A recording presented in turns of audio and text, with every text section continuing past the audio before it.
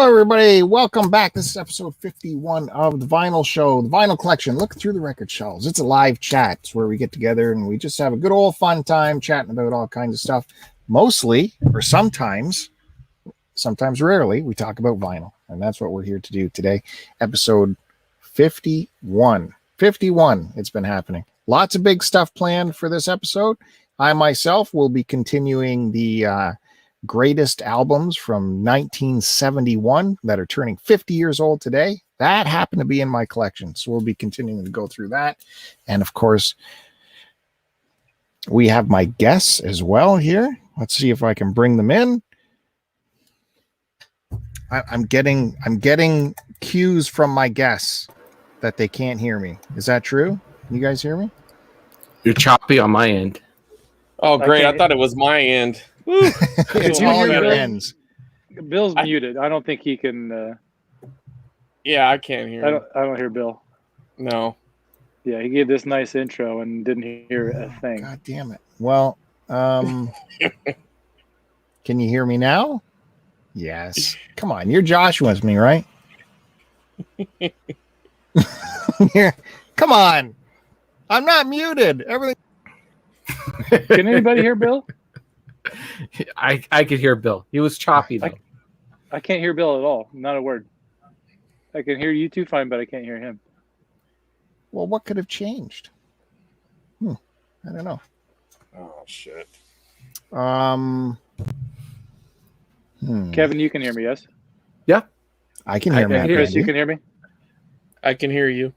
I can hear you two guys. And honestly, I can hear Bill too. Well, if you want, you guys can forge on ahead and I can get out of this and come back. Want me to do that? Can you do that? Uh-oh. Yeah, I can do that. Kevin, you can take over. You ready? Kevin Show in 3, 2, 1. I'm going to close this off for myself and join back in. Oh, it's my show, so we're going to talk about anything but wrestling. You know what? Talk wrestling? It was funny. I watched a ton of wrestling videos last night until like 2 a.m. I went down because the last thing I saw before I went to bed was Chris Roberts' post about New Jack. So I looked that up. Yeah, it sucked. To see what had happened, and then I seriously watched probably a few hours worth of wrestling clip videos on WrestleMania. Do you follow? Yeah, I'm sure. I'm going to go out on a ledge and think that New Jack's death might have been cocaine related, but yeah. I guess we'll find out. Oh no, it was a heart attack. So. I heard cocaine. Yeah. All right, are we good? Yeah. You're fine now. Yeah. Much better. Very strange. Okay. Yeah. Speaking of, you look a 51. little bit like Big Boss Man there, Chris Roberts. Okay. I like it. I mean, yeah, I'll take it. The haircut. This is one of my favorites. Yeah. So Did I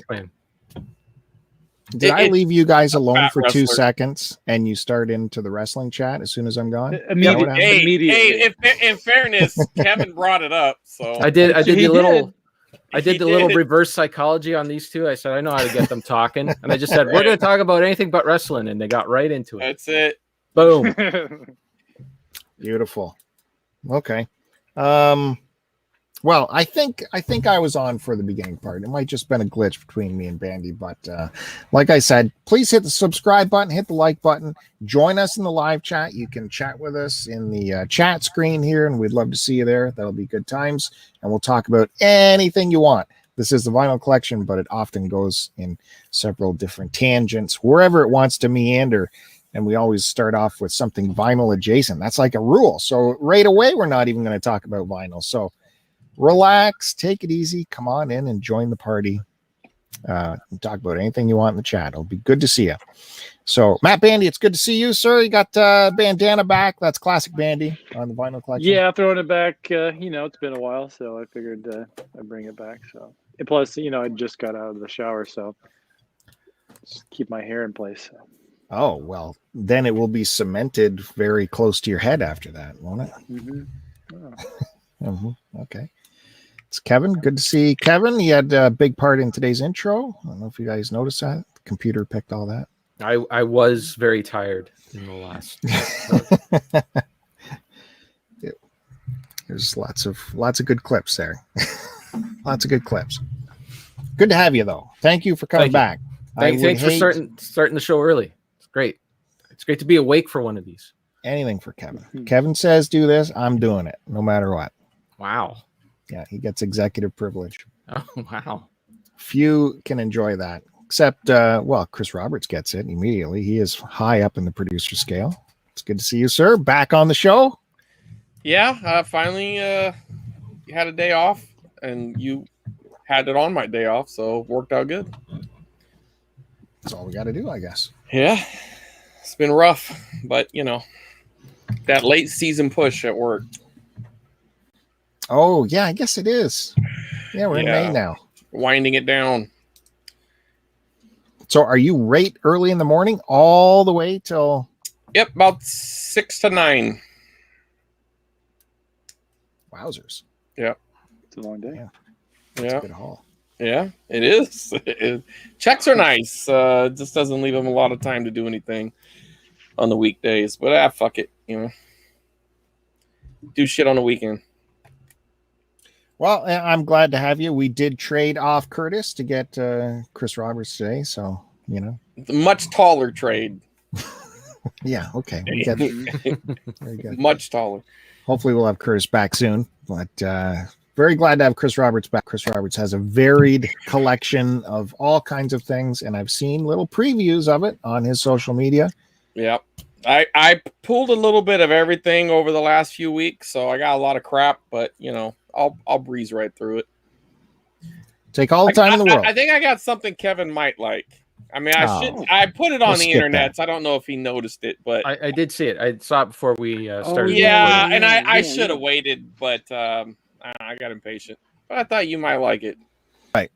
Well, let's get moving. We can get things going with some vinyl adjacent action. I was going to continue on the guitar thing and show you another guitar, but since I had Chris Roberts in and I picked up some stuff, or I had stuff picked up for me, my buddy James, which is Retro Pixel, picked up some stuff for me he went to a Kijiji ad and picked some stuff up. He got me. I'm not going to go through these this episode, but a stack of vinyl like that. Oh. And James is so good. Like he was willing to well, I got the 50th anniversary records to go through, and then we'll, you got to pace it out. But James is willing to sit on the phone for like an hour going record by record through a box with me. And I'm like, James, we can quit right now. We don't have to do this. But he's like, no, it's no problem. Let's do it. I'm here.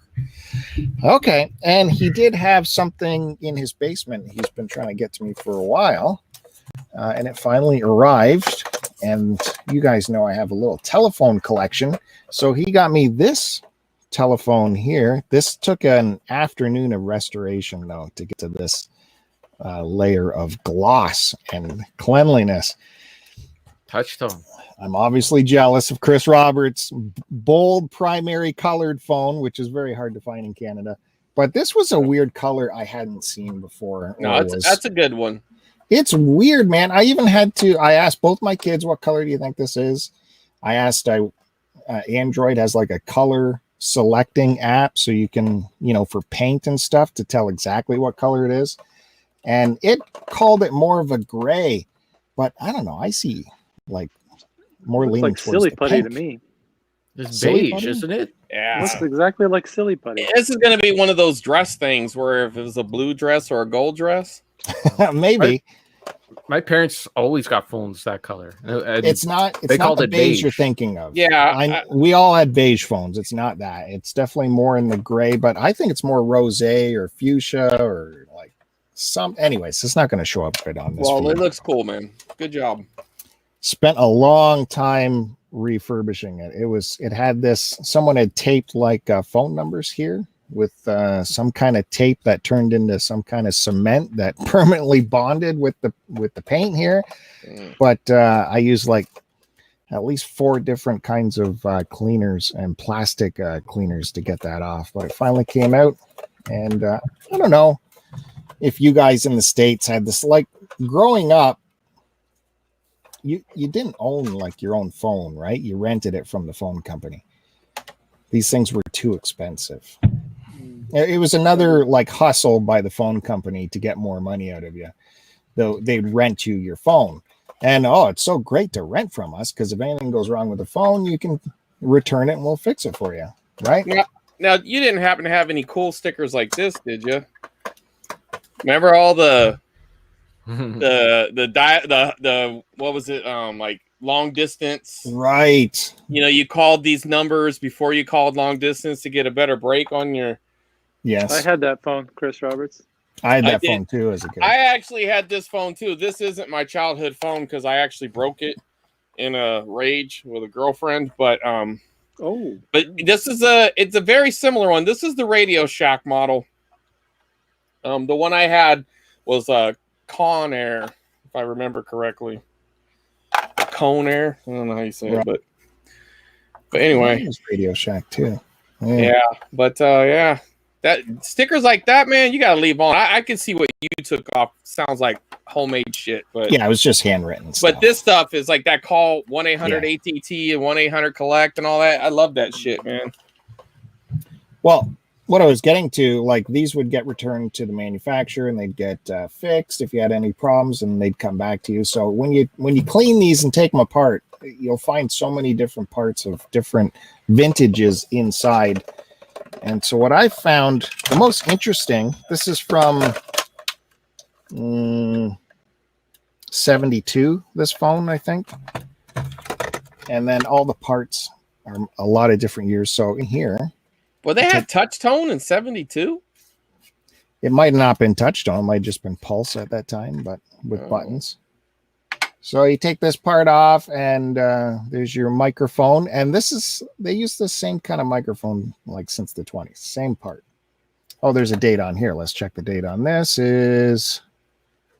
That one's from 79. These would wear out. But I thought this was super cool. Look at the housing for the microphone. Is this cool, like psychedelic plastic bit here. I don't know if that happened because of age or what. It's just really strange to find that in here. Of course, you look in here to find any kind of contraband too. That's a good spot to stash it. Oh yeah. And who doesn't want 30-year-old pot? In the speaker part, you got your speaker, and its date is, check that out, from 64. If that focuses. Yeah, you need to back up. There you go. No. Anyway, 64 on that part. Throw your camera away. Anyways, I thought that was fun. That was neat to go through the phone and check it out. The bells have great sound in them. Really good sound. Now, did you know how to hijack a free phone from the payphone? No. See, I don't know how whoever taught me this knew it. But what you would do is you'd get the receiver, right? And you get yourself like a little tiny nail, like a real thin wood nail, and you put it right there in the center. And you put it in there, and then you pop it a couple times on the phone, and it'll pop through. And then you take that nail out, and then you open up a paper clip, and you stick that paper clip right in the middle. And then underneath the touch tone, there was usually like a little hole right there for some reason. And then you connect them. And then you dial the number, and it would give you a free phone call. I did it for years. Yeah. I mean, you have to alter the phone to do it, but I don't care. I mean, they can come at me, Pac Bell, if you're watching. I used to do something similar when I was in college, but it was with the washer and dryer. They were paid, but if you took a paper clip and you had to take a Phillips head screwdriver and pull the face of the washing machine off, and there was two little circuits you connect, it would put time on the machine for you. I saved a lot of money in college doing that. Yeah.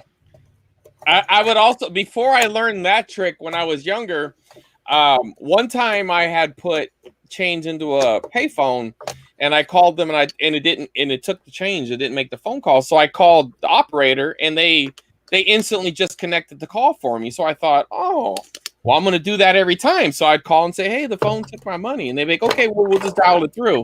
So I did that for a long time. And then at some point, I don't know if they got sued or what happened, but they stopped connecting your call, but they would send you out a 20-cent refund. And I did it probably about 10 or 20 times after, because I was kept trying to use it to call my friend because I couldn't use the phone at the house. And they kept saying, oh, we'll send you a refund. And I'm like, yeah, whatever.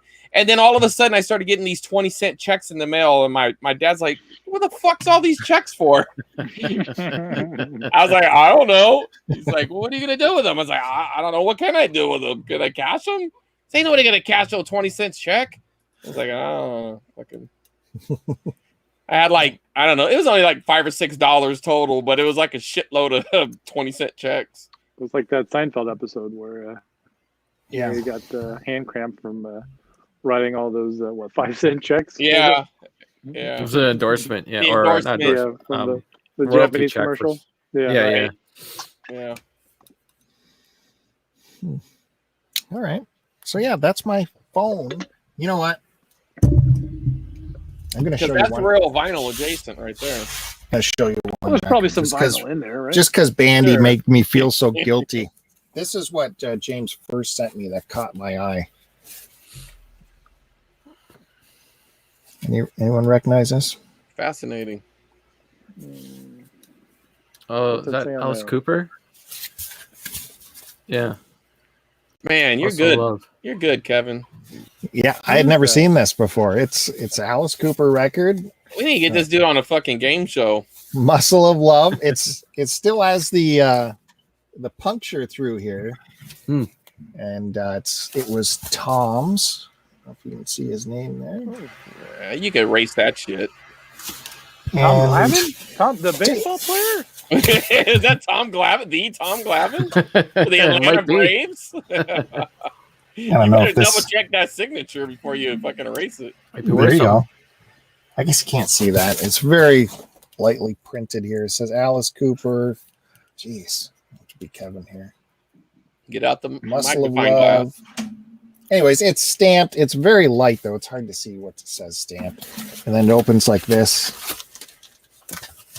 And it just has the record sleeve in there. So I'm not sure, Kevin, did this have an outer record album cover, or did it open just to the sleeve? I think it opened just a sleeve. Like that box was the record cover. Right. I just got the record sleeve. Yeah, that's nice. Nude wrestling. And then you got I have never seen that before. That's cool.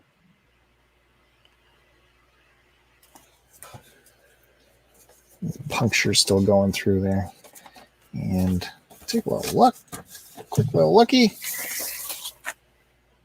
Again, I had to buy these just with a basic picture of the whole stack and tell James to go ahead and pick them up for me. So, but it looks good. Alice Cooper, Muscle of Love, 73. 73. So I missed the part of the story. Was James at a store or something, or what? No, or, he was at a Kijiji, pickup. He was picking up a couple laser discs. Ooh. And the guy had boxes of records. So James had heard me. Like I chirped to James because James tweeted about picking something up for Joe, and I'm like, don't pick stuff up for Joe. Like, so you guilted him into does he it. support you really? Nice. And then so James, when he saw the records, immediately reached out to me, and he wanted to go through all the records with me on the phone. So I'm super assuming nice. he held back all the Bruce Springsteen for Joe, though. it never came up. So who knows what his second phone call was? That was his first phone call.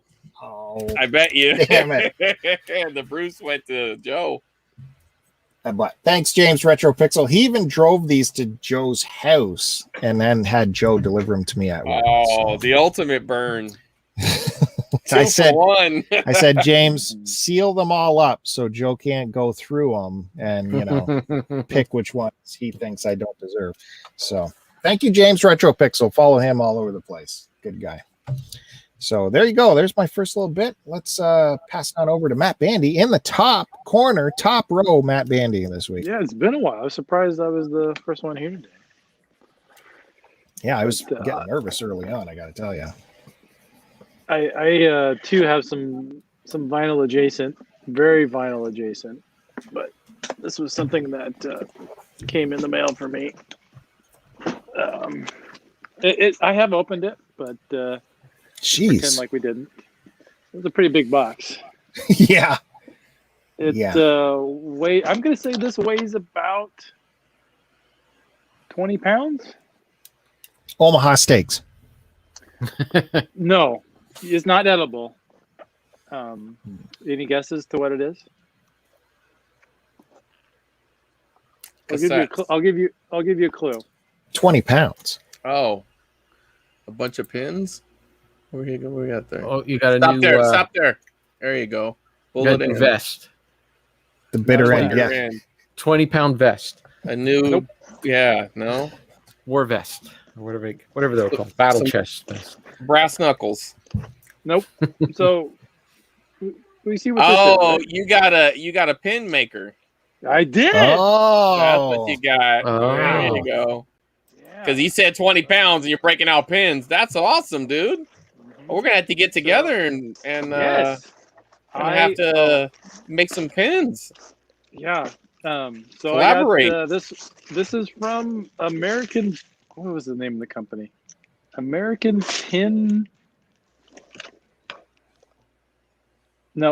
Button Machines out of Plano, Texas. Plano. Oh, Plano, Texas. Yeah. So this was a package. It came with the button maker, which is I haven't even opened this yet.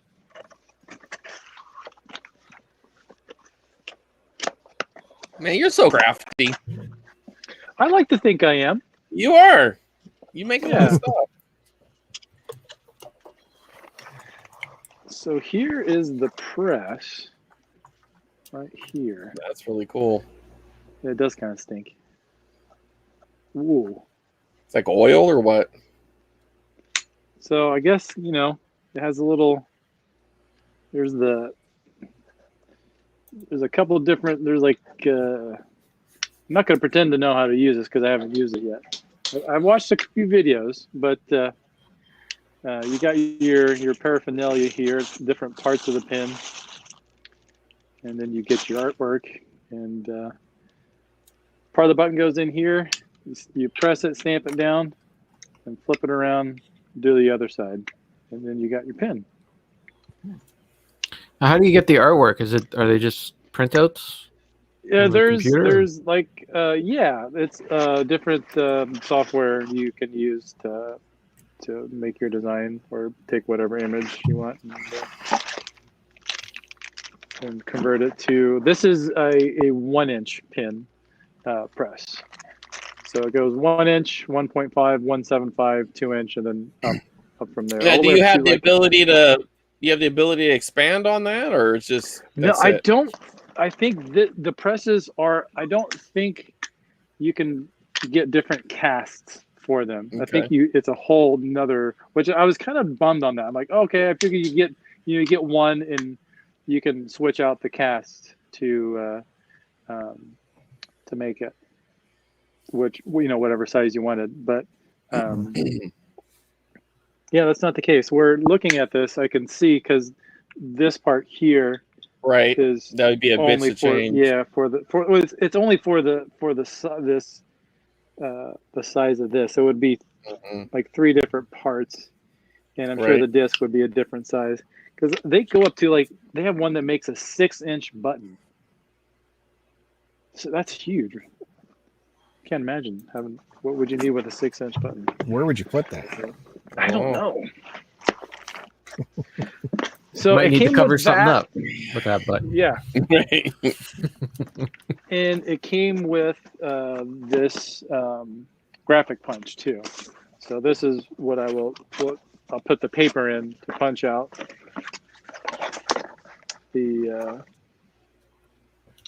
So the paper goes in there to punch out the graphic, and that cuts it. So you're sandwiching the paper in between like a plastic layer and then the bottom metal? Yeah, so these are like the Mylar gloss that goes over the paper, and that's what it sandwiches onto this. So this would be the final product, what it would look like. So yeah, this came on Thursday, and I'm excited to start making stuff.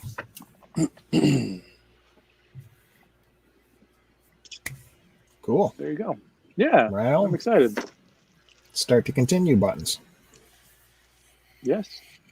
Well, there you go. Too bad, like Retro Fandango is too many letters. There's no point. We don't do chintzy paraphernalia. Oh, so it's chintzy. Yep. High energy, Kevin. This is what you get when we coming at 4. Welcome to 4 o'clock. We don't do any paraphernalia. We don't have any shirts, nothing. I'm like Howard Stern. If you want to support the show, just listen to it. That's it. It's the way to go.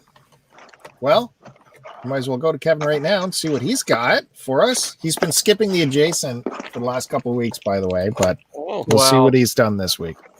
If you think Matt Bandy went vinyl adjacent, I went full vinyl adjacent. We're all the way adjacent. I don't button press adjacent. No, I don't think there's no button. We got button presses. Well, a couple of weeks ago, when Curtis was on the show, he mentioned that he took his car in and he needed to get some filters replaced, which reminded me that I should really get my filters replaced. So that's what came in the mail. I got my unboxing. Well, actually, subscribe. These are already open. They're already in the car. I did it today. Oh, man. These are just the boxes. So there is my engine filter right there. Oh, Fran, that's a good quality brand right there. And while I went full cheap for the cabin filter, I got the potato. A potato. A potato. Jeez. Watch outside. Watch outside. Care inside. That's the potato. So there you go. So yeah, this one, it just came in the mail like that's how Amazon sent it. They didn't put it in a box or anything. And this came like all secured and everything. They really took the cabin filter serious. Yeah, are they a better price on Amazon? I've never grabbed them from there before. I didn't have to drive to a store and pick one up. So, I mean, I don't even know if Canadian Tire's open to buy stuff. They have curbside. Yeah, but I've heard like your story there where they take forever or whatever. And I imagine they're better now, but whatever. They are better now. I went on Amazon. I bought it. It came to the house for free. It was no effort. There you go. But you listen to music. You listen to music in the car, right? So that's pretty adjacent, right? Yeah. It cuts down the cabin filter, cuts down the noise of the fan while you're listening to the music in the car. And yes, we're still. You guys are still logged down? I think we're June 5th now. It's been moved to the end date. Yeah, June 2nd, I think. June 2nd. Yeah, we're full blown fucking Lollapalooza now. It doesn't matter. Do whatever you want. Yeah, it's over. We won. You won. It's like that George Bush flag is dropping behind us saying mission accomplished. We did it. It's over. Congrats. Hey, USA. I did get my shot last week. I don't know if I made the news on that. If I talked to you guys, I did get my first shot. That was exciting. Pfizered up. Pfizer? Oh, the top shelf. You're one of them. 10 days of rock hard in the pants. Ooh. That's one of the side effects, isn't it? Yeah, one of the side effects of the shots I got is blood clots. So the shot that I got, they actually banned it like just last week. Oh, you got the Johnson & Johnson? No, I got AstraZeneca. Oh, you can't even get in States. Shit. I was like, you got that off-brand one. Damn, Yeah. Kevin. We got all the American AstraZeneca. Yeah. Yeah, the potato. I got the potato of COVID shots. Oh, man. Oh, fuck. Yeah. So they say you're fine if you're feeling fine, if you're okay. So yeah, if you're dying, then Yeah. you're not okay. Yeah. I don't know. That seems. I like that logic. Yeah. If you're okay, you're good. That's what my dad had. He had a blood clot, and he didn't even he didn't know. He didn't know like until it happened. So can't wait to find out what's going on with that. Yeah. There you go. 4:00 Mars bringing the show up. I got to get mine because of where I work is like a hot spot. So the hot spots, because they didn't follow the rules, get all the vaccines. Yeah. So that's how I was able to get one of the top shelf liquors right there. And what an operation. Holy mackerel. I don't know who's paying for this. No, it was in a college that's local to where I work, and their entire gymnasium was took over to administer the vaccine. So half of it was just setting people up, and the other half was giving it to the people. And then another area was people just sitting there for 15 minutes, making sure no one keels over. But so many people working there. I'm like, who's paying for this? This is crazy. You are. Yeah. Yeah. Oh, my grandkids will be. Yeah. So. We were all totally in the car. We did not. I don't know if I talked about it, but we didn't even leave the car. It was all done outside. So a good thing it wasn't raining or anything. But here's the thing with the AstraZeneca shot too. If they don't approve it again, then I can't get my second shot, and I'm gonna have to start from scratch with a different brand. So that whole shot where I was sick for like 4 days and all that was just a waste. Well, they said it's just on pause because our inventory's low, so they're I might as well pause it and just double check things. So I just want the second shot, so I don't have to go through this again. Yeah, so I'm done with it. I don't care. They'll get you. Don't worry. All right.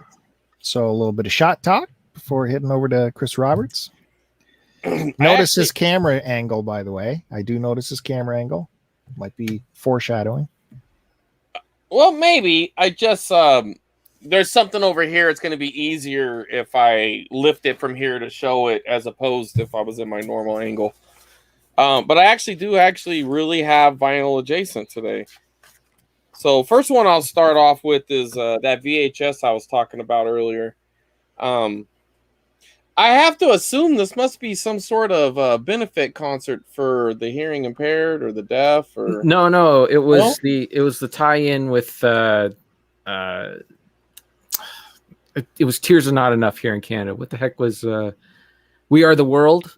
Right. All that, yeah. Well, I figured it was a take on that, but the name, I mean, I don't know. I mean, hearing aid, doesn't that make you think? Well, because it was all heavy metal related, right? All right. I mean, hey, whatever. I've never heard this. I know like you said, they have an album, or someone else might have told me that, but there was an album of it. Anyway, so this is the sessions. It shows like the documentary of these guys kind of doing it. And I bet you this would be something you would like, Kevin. It's all behind the scenes stuff, and yeah. It shows all the guys on there, and it's probably somewhere on the internet somewhere, I'm sure. I can't imagine this is only 30 minutes, so I would imagine I can't imagine Sony kept up the copyright on this. Hey, Eric. So I bet you it's somewhere bouncing around. Next one, this is cassettes, and surprisingly enough, this sells for about $25, which I'll probably sell it, but it's hilarious to look at. And those are good. Oh, okay. Are those a cassette tape or is that a VHS?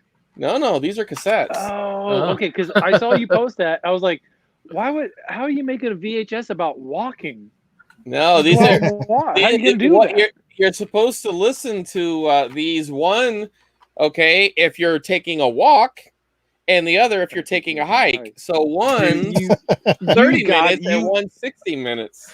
You gotta keep those. You gotta listen. It's all covered. You gotta listen to it. I'm gonna make you a bootleg. There you go. So when you go hiking, I want you to listen to this. I'm gonna dub you a copy, and I have a brand new blank page. Well, you're gonna get it. You got this coming your way, buddy. I've Is never it just seen him that. talking the whole time? I have no idea, but I could only imagine it has to be. What's on the back? Well. Oh, that pose is great. That pose is great. Yeah, I'm really torn. I think I'm just gonna keep it. It only cost me 50 cents. This damn thing is just great. I'm surprised it doesn't go for more than $25. I wasn't surprised it went for 25. I really had no idea what it would go for. I would have been shocked if it was only a couple dollars because out of all the years I've never seen this. I come across the VHS all the time, the Sweating to the Oldies and all that, and the various takes on that. But I've never seen this before. And this somebody bought this shit off of TV. You know what I mean? Sure. Like this was something that you bought on one of those infomercials. Or I'd love to see that infomercial. Yeah, or you bought the VHS and includes this, that kind of thing. There's no way this was sold in the store. I mean, it doesn't even have a barcode, so it was definitely something you probably had to order. But yeah, that's some good shit. And you might have been throwing in with one of the Sweat to the Oldies. Yeah, that's what I'm thinking. If you bought that and act now and you get this bullshit cassette. So after Tom's fucking what's his last name? The drummer from Tom Morello. After he was on Howard Stern, it made me really want to go back and get the Rage Against the Machine CDs because I don't know what my kids did with mine. And my good friend Matt Bandy found this one for me. It was very nice of him. This is an excellent one. It's got a bunch of good songs on it that I like. So appreciate that, Matt. And he also sent me. And he also sent me this shit because I'm trashy and I don't put my stuff in my vinyl in this. So I really appreciate that, buddy. I still haven't yet to do it, but I'm going to. That's like my project for tomorrow. Plus I wanted to wait till after the show because I was like, well, gonna hold up a bunch of records. Look, he bought me this shit. So yeah, I got that from Cheap Thrills. Yeah, I figured it you was did. Funny because I walked in and literally that CD was up like on a special display. I was like, oh, meant to be. Yeah, that was good. Perfect. And you know what's crazy? It's when you're looking for it, you never find it. I would run into these all the time, and I just but then I'm like, you know what? I want to get them and try to find the vinyl and everything, and now I can't find any of them. And I'm like, I used to see these things literally every week at the thrift store or every other time. I can't find them. It's funny, like. I didn't see any other copies of anything by Rage Against the Machine there. And now that I'm thinking about it, because I was only looking in the heavy metal section, where I maybe should have just looked through the rock section too. Right. Because they have some they would probably be rock too. Yeah, because they have a lot of, like, their used CDs are pretty cheap there. So yeah. There's a ton of them. So. Well, I appreciate it, man. Yeah, that's one down. Yeah. I forget how many albums they have. I don't think it's that many, but I'm going for them. You need the next Evil Empire. That's a good one too. Mm-hmm. Right, the one after that. Yeah, they're all good. I dig them all, to be honest. Yeah, they didn't have a bad album as far as I'm concerned. Yeah. I guess the Battle of Los Angeles. I like that one's okay too. Yeah, and it's funny because like their stuff still feels relevant. When I hear it now, it's still feels like it. You should check out. So he was in a hardcore band before he was in Rage Against the Machine called Inside Out, and it was a Hare Krishna band. So, which there was a like in that late 80s, like a lot of there was like a bunch of Krishna influence on the New York hardcore scene, having to do with the giving up of material stuff, there was a lot of like vegetarians, vegans within the hardcore community. So it was kind of like they were already there to begin with. and a lot of them got wrapped up in that whole scene. But yeah, that was they released one 7-inch that I didn't know it was him for a long time until I came across it in a record store. I'd seen the record before, but I picked it up looking. I was like, God, it looks like Zach De La Rocha, and I was like, oh my gosh, it was him. So he was probably, I don't know, teenager, but it's completely different from Rage Against the Machine. But yeah, check it out. You can still hear it's him. It's good. It's really good. So Inside Out is the name of it. Spiritual. No spiritual, what was it? Spiritual Surrender or No Spiritual Surrender? I forget the name of but it's probably on Spotify, or you can find it on. I'll find it on YouTube or something. Yeah, check it out. I will. And okay, so there's this thrift store, and me and my girlfriend, we were going to this. There's this town that's a little south of us, and we usually go there to eat. And there's this one thrift store. Like, I've literally never scored there ever, never found anything. And I don't know why I keep going back, but it's so big. It's a huge store. And I think like there's gotta be something, but there's never anything. I don't even know how to explain it. I can never find anything in there. And I literally telling her as we're walking in, I was like, I never find anything, but I know at the second I stop going, I'm going to see someone post some shit from it. So we go in there, and at the back of the store, there was these. Let me see if I can get them in the camera here. That's gonna make good for your video. That's pretty good. Yeah. Techniques. So, yeah, got some techniques here, nice. And here we go. We'll get a little bit of that in there. I got both of them, but obviously I ain't fucking with both of them. But very clean. I mean, they're a little dusty, but they're very good. Did it come with the front grills? Yeah, I just took it off because it looks cooler this way, Bill. Totally. I'm just asking. It looks cooler like this, Bill. But is the front grill just the screen, or is it like wooden slats? Or no, it's just a screen. Okay. Thanks for finally cheaping my fucking pickup, Bill. All right. But yeah, these usually go for about $250 for a pair. Wow. And they were $5 a piece. God. Yeah, so I got them for $10. They're priced per. I like that. Yeah, I know. It's so stupid. I'm like, whatever. But I guess to save on the confusion, I don't know. If they put 10 on each, they might charge you 10 for both. If they put 10 for a pair, I don't know. It made sense, I guess. Their thrift store logic. It's somebody might just need one. We were talking. Yeah, but I wouldn't sell just. If I was them, I'd say no. You have to buy them both. Because then you're gonna be stuck with fucking one speaker. Go ahead, Bill. What were you saying? Oh, I got so many things piling in my brain. I remember at a thrift store they were trying to sell me goalie pads and they were priced per, but that's a whole nother thing. I was just thinking, we were talking about Pfizer earlier, and there's Chris Roberts with some simulated wood right there. Yeah. Oh, I got you. Yeah, no, this is good shit. Come on, Kevin. Yeah, I'm listening. Say something funny and I'll laugh. It's coming at a good time because I think one of my speakers, I think one of the woofers isn't doing too well because I think I've been, rocking too hard. So I might swap my other ones out, which are sad because they're Sansui, and one of them sounds really great, and the other one something's a little off about it. So I might have to swap them out, or because I don't. It is because they're really good, but I mean they sound great on a lower volume. But if I get a little too high, sometimes my right speaker, something's a little off on it. So what's the ohms on the speakers and the receiver?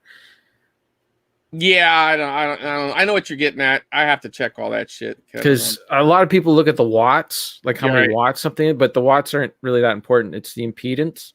And if you have like an 8 ohm receiver and it's pushing to 4 ohm speakers, that could be the problem. Okay. All right. I appreciate that.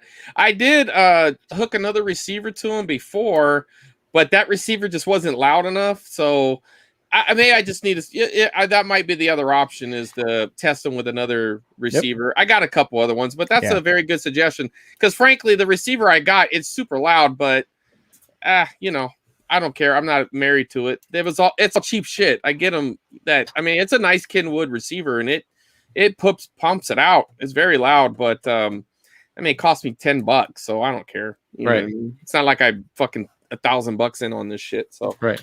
But yeah, that's a very good suggestion, and I will look into that. That's beautiful. Thank you for that. That's good. But yeah, this is I'm really happy. Even if I don't swap them out, it's just nice to have a backup pair or another stereo setup or shit. I got kids; they might want it. Who knows? And to find them without the wood all scratched up and the corners they're in really good condition. I mean, they're not, I wouldn't call them mint or anything like that, but they're in very good condition. And I mean, really, something to look out for too is when the older speakers, like you know that, you know what I'm talking about. This shit will get rubber part. Yeah, this shit right in here. That's usually from like people keeping it in a damp basement or in a garage, right? Where it deteriorates really fast. Yeah, because about a month ago, I had picked up another house stereo. I mean, the whole thing cost me $20, but it was a Sony CD player, Sony receiver, and the 2 speakers. And I didn't even think to check I mean, frankly, I would have bought it anyways, but I probably would have just left the speakers behind. But when I got home, both of the speakers were roached like that. And I was just like, oh, fuck, now I got to dump the shit somewhere.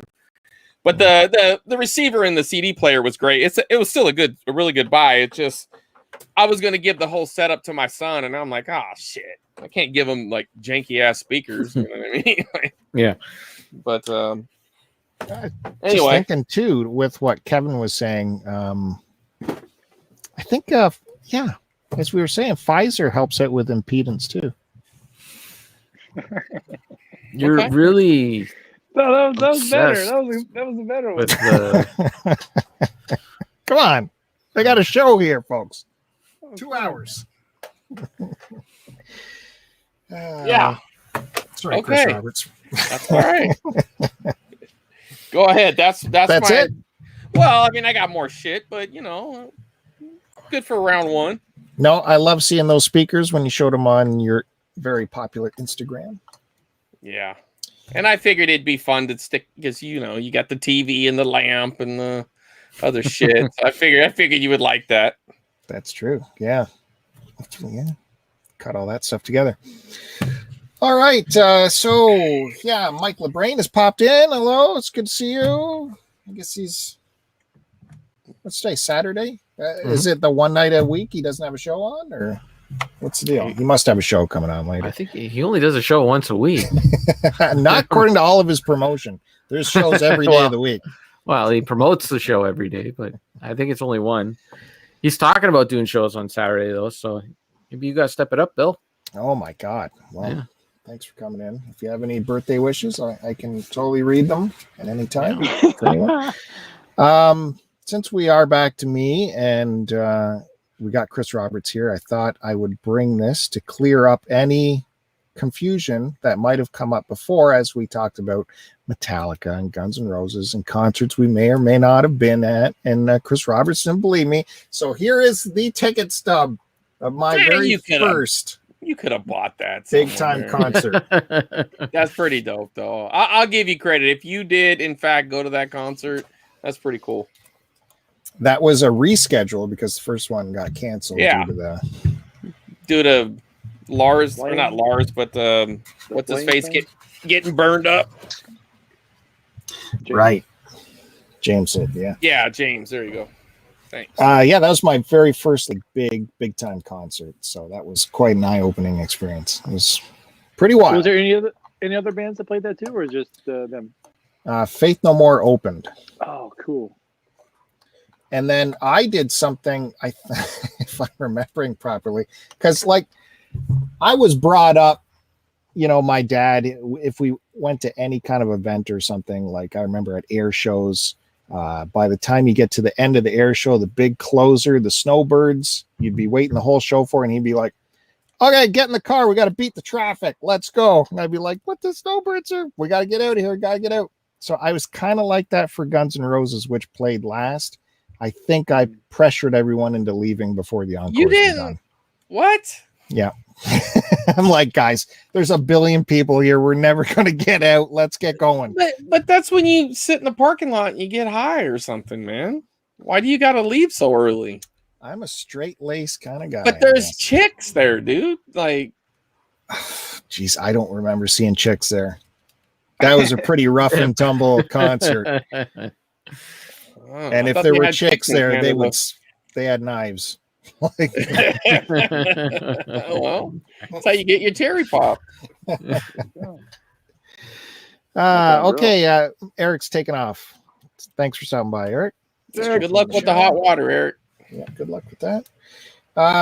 Shower. 50 minutes in, I guess we can start with some vinyl. It's kind of early. I'm a little nervous. Maybe I didn't pull enough pieces of vinyl, but what I am doing, I'm showing albums that are turning 50 years old this year. 1971 was a huge year for releases, and I happen to have some of those records that are turning 50 right now. I got this idea listening to Sirius Radio as they were celebrating 50-year records. And just as a note, if you listen to Deep Tracks right now, they are hardcore on Crosby, Stills, Nash & Young celebrating Deja Vu's 50th anniversary record, which I think was a year ago, but it's finally come out now due to the pandemic. So if you want to hear some Crosby, Stills, Nash & Young, put it over to Deep Tracks because they're playing a lot of stuff from Deja Vu. So check that out. However, I teased last week what the next two records would be.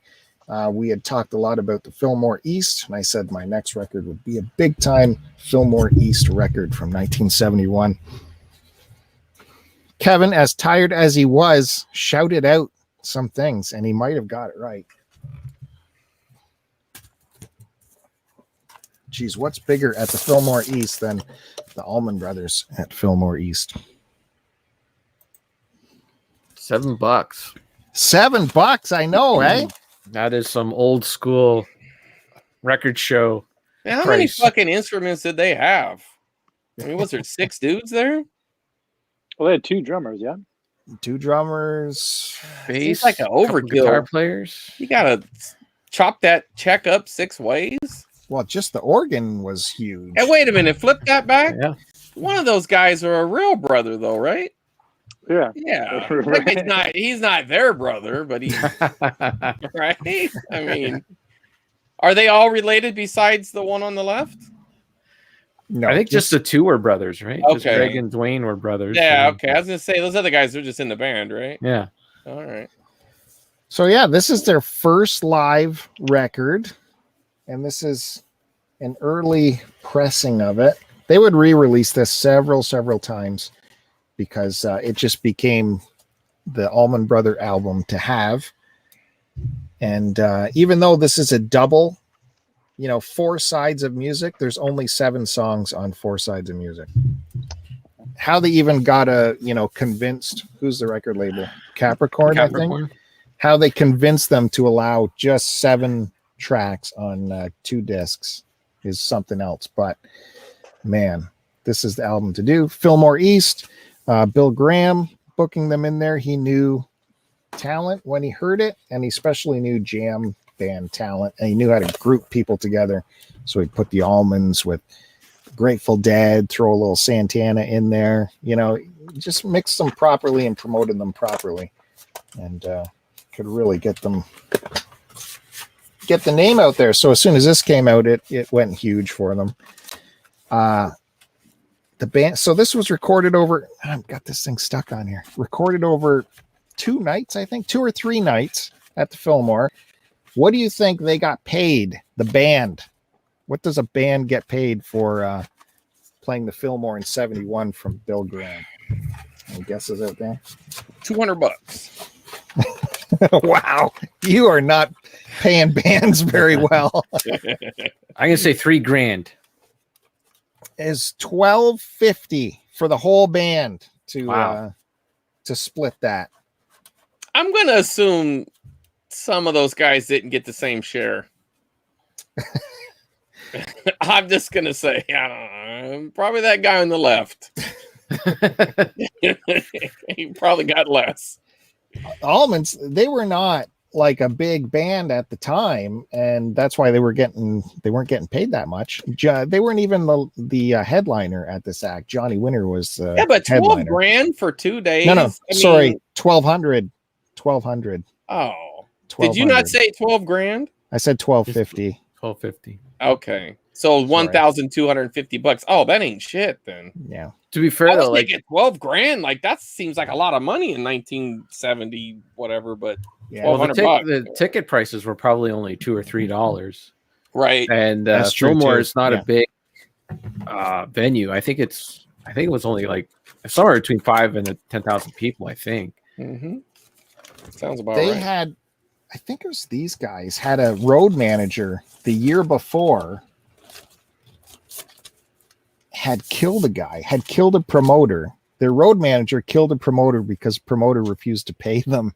So that's actually the kind of manager you want. The road manager took out a knife. Yeah, you're not getting stiff twice by they hear that gets spread around. Continuing. Kevin, what was your second guess? I said the next album may have been the foundation of stoner and sludge metal. Yeah, Black Sabbath. Paranoid. 71? Yeah. Well, 2 records came out that year. Oh, Master Reality. Okay. It's got the nice embossing on there. Look at that. It's got easy access right here. Oh, that's a bummer.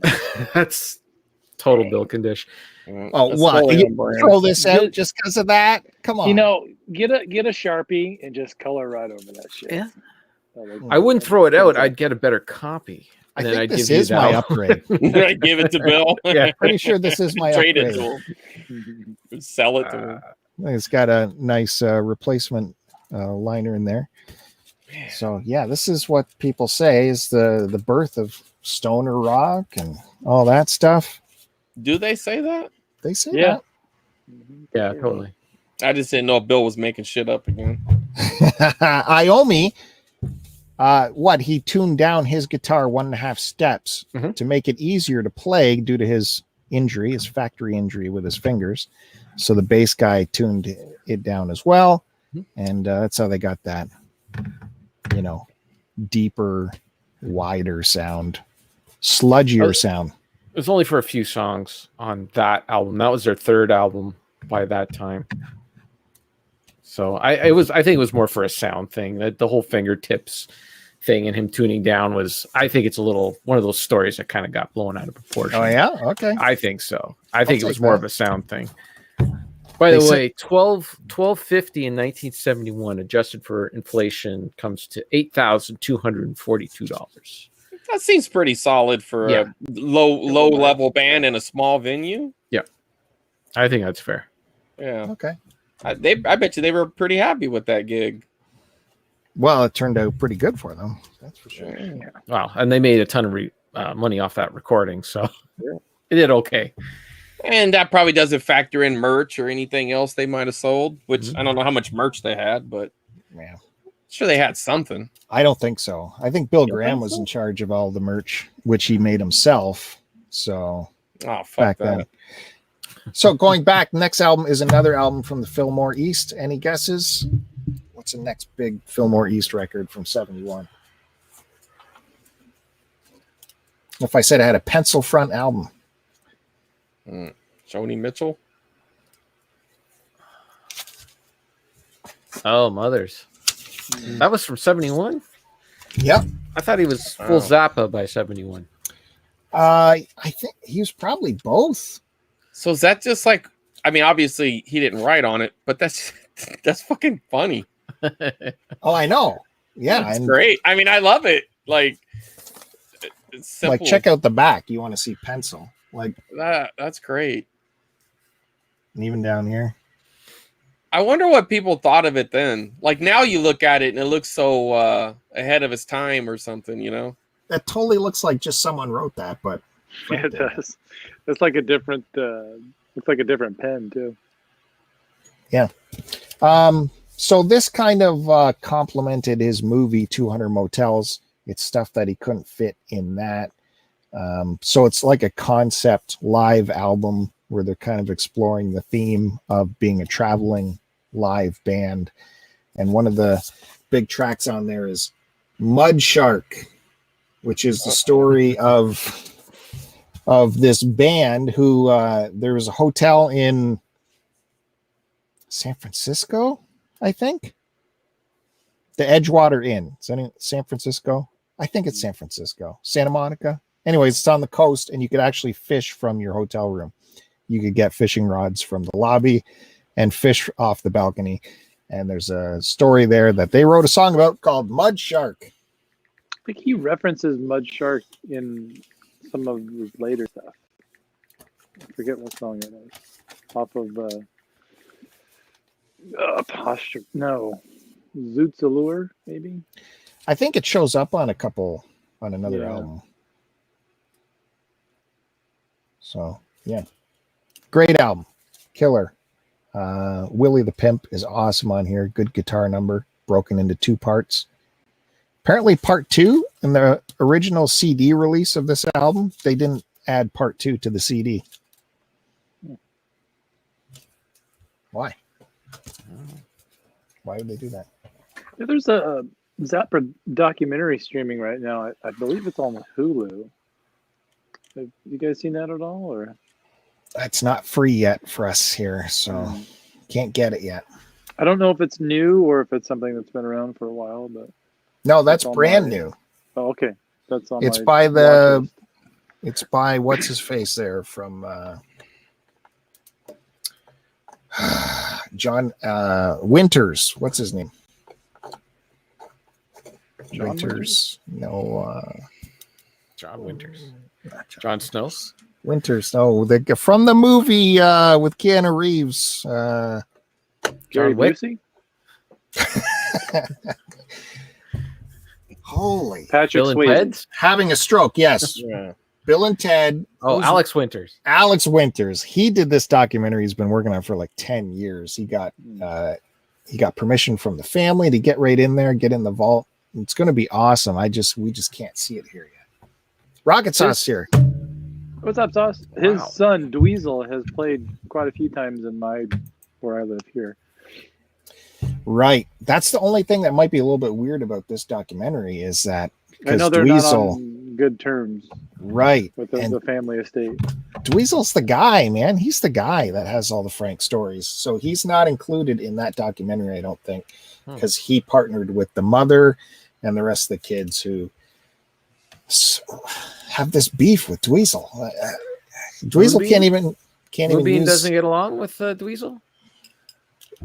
No, apparently he didn't side with him. Wow. So he can't tour as Zappa Plays Zappa anymore. Right. Like that's really okay. One more big album for you from 71. This is huge.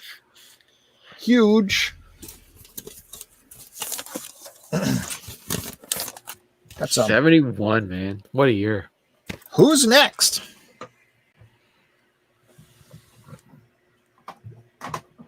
I never realized as a kid that that was them peeing on that. Who's next? Never sunk in.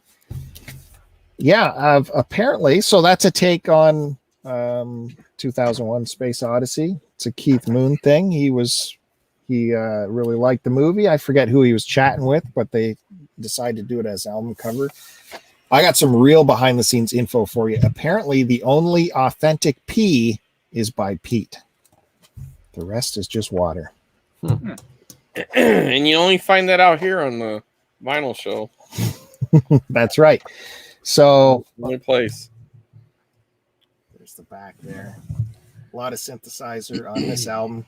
This is apparently he had a project called Lifehouse that was going to be the follow-up to Tommy, another rock opera called Lifehouse, which didn't happen. It was supposed to be some kind of multimedia film and music business that Pete envisioned.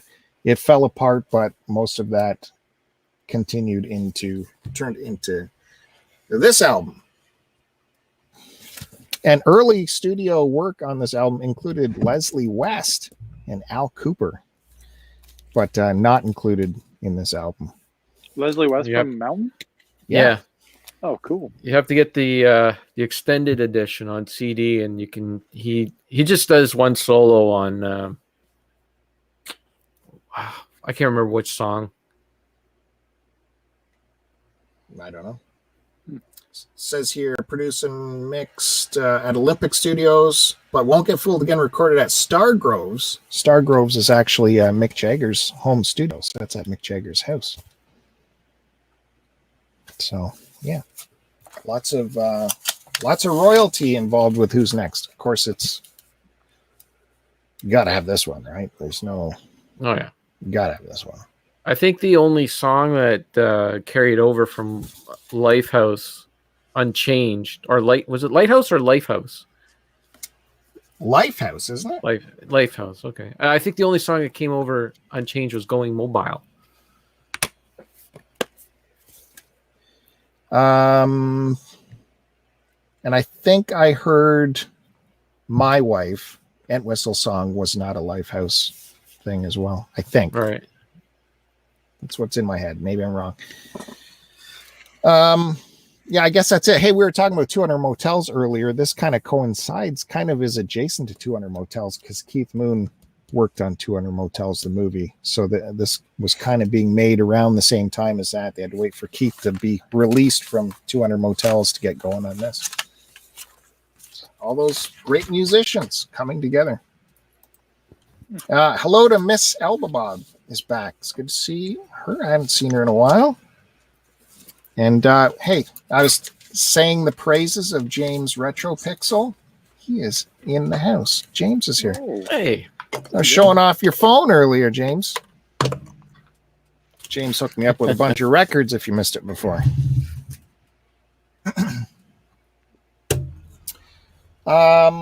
Okay. Rocket Sauce is here. Miss Elba Bob, James. It's good to see everyone. Good to see you. Ooh. Oh, Chris, what happened there? I didn't like the way Chris Roberts was looking at me. You had a look you didn't appreciate. Yeah. So that's that. That's what happens. All right. Oh. He's back. I was trying to click on something on the right and it went right off. I'm like, oh, what the fuck? Sorry about All right. that. That's okay. We're ready to move on to Matt Bandy, see what he brought us in the vinyl collection. So nothing new this week. I got a couple things that should be arriving shortly in the mail, hopefully. But I'll continue going through my 7 inches. We were just getting started with the D's. So that's where I'll pick up. D's. We've been going through. We've been going through his 7 inchers for like 8 months, and he's only in the D's. So this first one here is by a band called Dead Hearts. Don't know much about this band, if they did anything else after this. I think I picked this up at a show, and they were probably one of the touring bands, and I picked up this record to support them.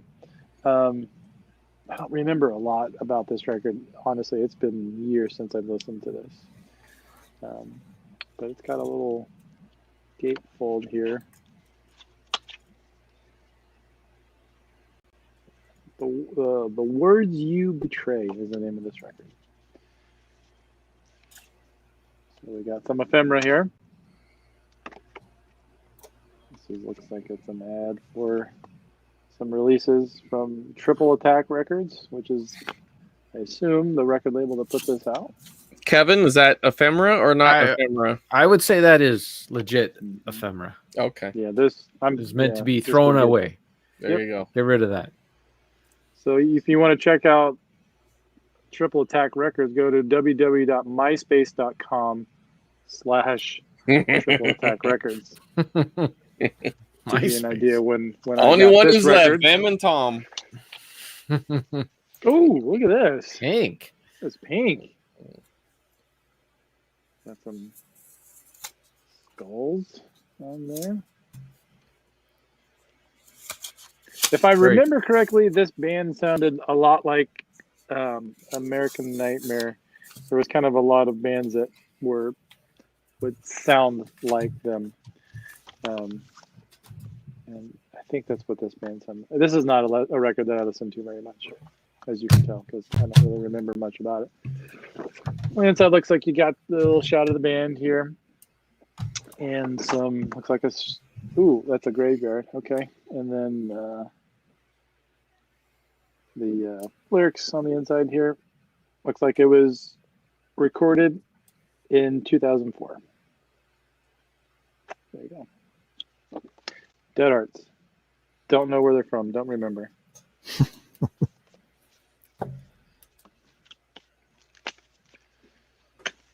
It's no Fenris. No Fenris. So I'll be a little careful with this record here because I'm not too sure if people want to see this, but there's a band called Dead Stop. This is a great German hardcore band. So I'm covering up a dead body. So I believe this is an image of I forget the politician who shot himself live on TV. You remember that? Oh yeah. This was like in the sad. I think this is the aftermath. I think that was in like Faces of Death. It might have, because it was like live on like an interview or something. Had a bunch of blood shooting. It was a press conference, wasn't it? He was coming out to talk about something that he did or something. Then he pulled a gun out and shot himself. Yep. So that's on the front cover. That's what you got. And for a long time, I didn't realize that, because it's kind of, unless you kind of turn it around like, oh, that's what it is. But this band called Dead Stop, they were from Berlin, I believe, or somewhere in Germany. But this band was awesome. And I got the pleasure of seeing them at least one time. They toured, and I saw them in Chicago at it was at a university college campus, but it was in a classroom of the college. It was such a weird. They had shows there all the time. It's the weirdest thing to have a legit classroom. There was like chalkboards and stuff, and they had punk rock shows there all the time. This was put out by 6 Feet Under Records on red vinyl. Dead Stop played more of a punk rock influenced hardcore, but yeah, this band was so good. And this was their first record, before they put out a full length. They had this 7-inch, which it has 1, 2, 3, 4, 5, 6, 7, 8, 9, 10 songs on it. Sure, of course. That gives you an idea of how quick they are.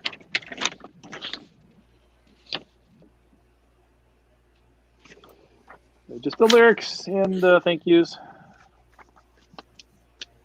It's cool. Yeah, that was a great band. Underrated. Next one here is a split 7-inch by a band called The Spark and Death Cycle. And this is kind of like a little obi strip here. So this comes off.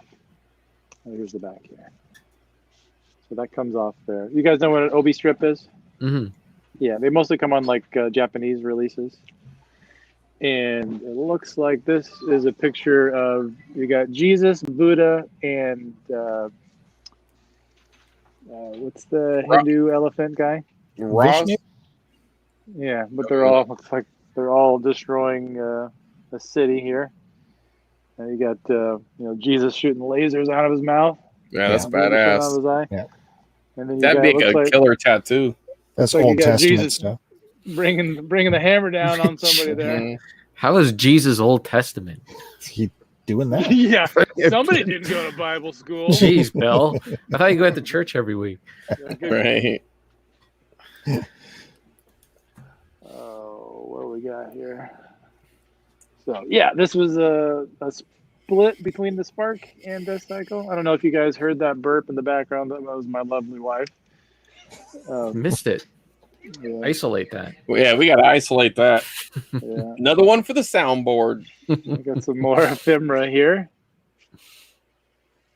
You got another MySpace account, so Burning Bridges out MySpace. There you go. And you got inside here. You got the top is the Spark, and bottom is Death Cycle. Death Cycle was a band from Philly who were huge ECW fans. They loved ECW, which Chris Roberts knows. That's absolutely it's the best. The wrestling promotion. Oh yeah. You got the Death Cycle side and the Spark side. So this is pretty common to do like a split release between two bands here on a 7-inch, with one band being on one side and the other on the other. What's up, Duke? Hey, Duke. Hey. Thanks for popping in. Got Duke, got Deke, got Rocket Sauce, Lobo Bob. It's good. Mm-hmm. Nice. What's up, Duke? Looks like on the matrix here it says we want Artie Philly back. Anybody know who Artie Philly is? Nope. I don't know either. And on the other side it says you can have them. So whoever Artie Philly is, you can have them. This is Bandy going through his 7-inchers. He's in the D's. 7 so lots of death. So here is another release by Death Cycle. This was their debut 7-inch. I picked this up in Chicago. Actually, no, I take that back. In Indiana at a show that they played in Northwest Indiana, not far from Gary, Indiana. It's kind of that part of the upper part of Indiana and Illinois. Anyway, at the back here.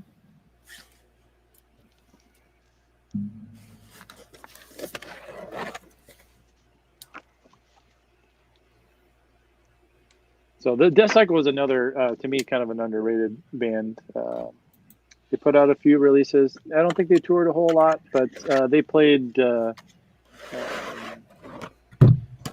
more punk rock influenced hardcore, but it was kind of darker, very dark compared to other stuff that was popular at the time. But this was what's the matrix saying that?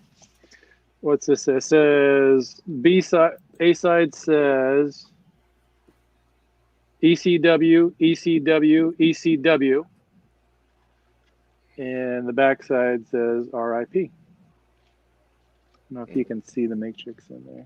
There you go. You can see that there. Yeah, it's huge. ECW, ECW. Yeah. Kind of wonder if they used if ECW used any of their music. They probably did. They would use all kinds of stuff on their promos, and some of the wrestlers they would use licensed shit all the time, and they never got any issues over it. And they would use Metallica and all kinds of stuff. It was crazy. Because I saw this band a few times, and every single time that I saw them play, at least one of the guys would have some ECW gear on. Yeah, because they were from Philadelphia, New Jersey area. So, yeah, that's kind of where that promotion was, right? It was Philly, yeah. Yeah. They used to play in the old bingo hall. Yeah. Okay, good. Good for a couple more? Bandy, since Duke is here for a little while, do you want to give an update on thanks, Beat the Duke? Let's destroy the Duke. I was hanging tough for a while, and then I'll get back to it maybe. Wow. It was neck and neck for a while. Yeah, I know. He put up a score that was a little depressing. And yeah. Okay. When are you guys Skate or Die? Skate or Die, yeah. When are you guys gonna do a racing game?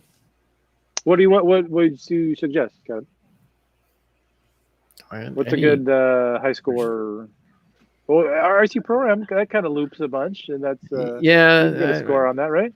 Yeah. Excitebike good. Rad Racer. Rad Racer a score attack. Mm-hmm. Yeah. Okay. And if you want to go Atari, there's Enduro. Yeah. They all have scores. Yeah. Okay. Cool. Yeah. RC Pro Am though, like I don't, it's that overhead thing. I like the behind behind the car stuff. Me too. Yeah. We'll do that. We'll do that. And next plus, month. Duke is suggesting RC Pro-Am, which means that he's already Oh, yeah, no. he's already got a leg up on it. That was actually, fun fact, that was the first Nintendo game that I owned, was RC Pro-Am. I opened that. That was on top of my Nintendo for Christmas. Oh, So wow. I opened RC Pro-Am and knew that I was getting a Nintendo. That's the first game I ever owned. Yeah. Nice. So I just got a couple more here that I'll show. I might have shown this one on the show before. I'm not sure. It's a band called Deaf Choice. Got a picture With of Elvis? Elvis with a barcode on his head. Deaf Choice was a band from Chicago. They played really fast punk rock. You got all the tracks here. 30 songs on there. On a 7-inch. Yeah. So this song here, baseball cards to colored wax. Basically talking about how, when they were kids, they used to collect baseball cards, but now they collect records. Ah. Yeah, this was a cool release. So you got the see-through pink on here. I don't know who's that on the back. I don't know who that is. Interesting placement of that hole. Oh yeah, that's great placement, huh? Yeah. Mm-hmm. Right there in his belly button. They knew what they were doing. Bye, Duke. Have a good night. Duke got his shout out for Beat the Duke, and yes, I'm out of here. And you got your classic collage. We get Mother Brain all to ourselves, though. oh, right on. There you go. We traded up for sure. Sure did. And what I thought was cool about this, so for their lyric sheet, they have this little, it's almost a little bit bigger than like a, what do you call it? Like a business card. So it's like a little flip book here, but it has the lyrics to the songs.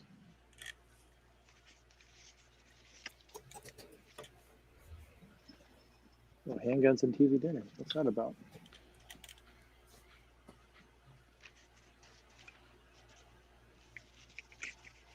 So yeah, it's kind of neat, a little different.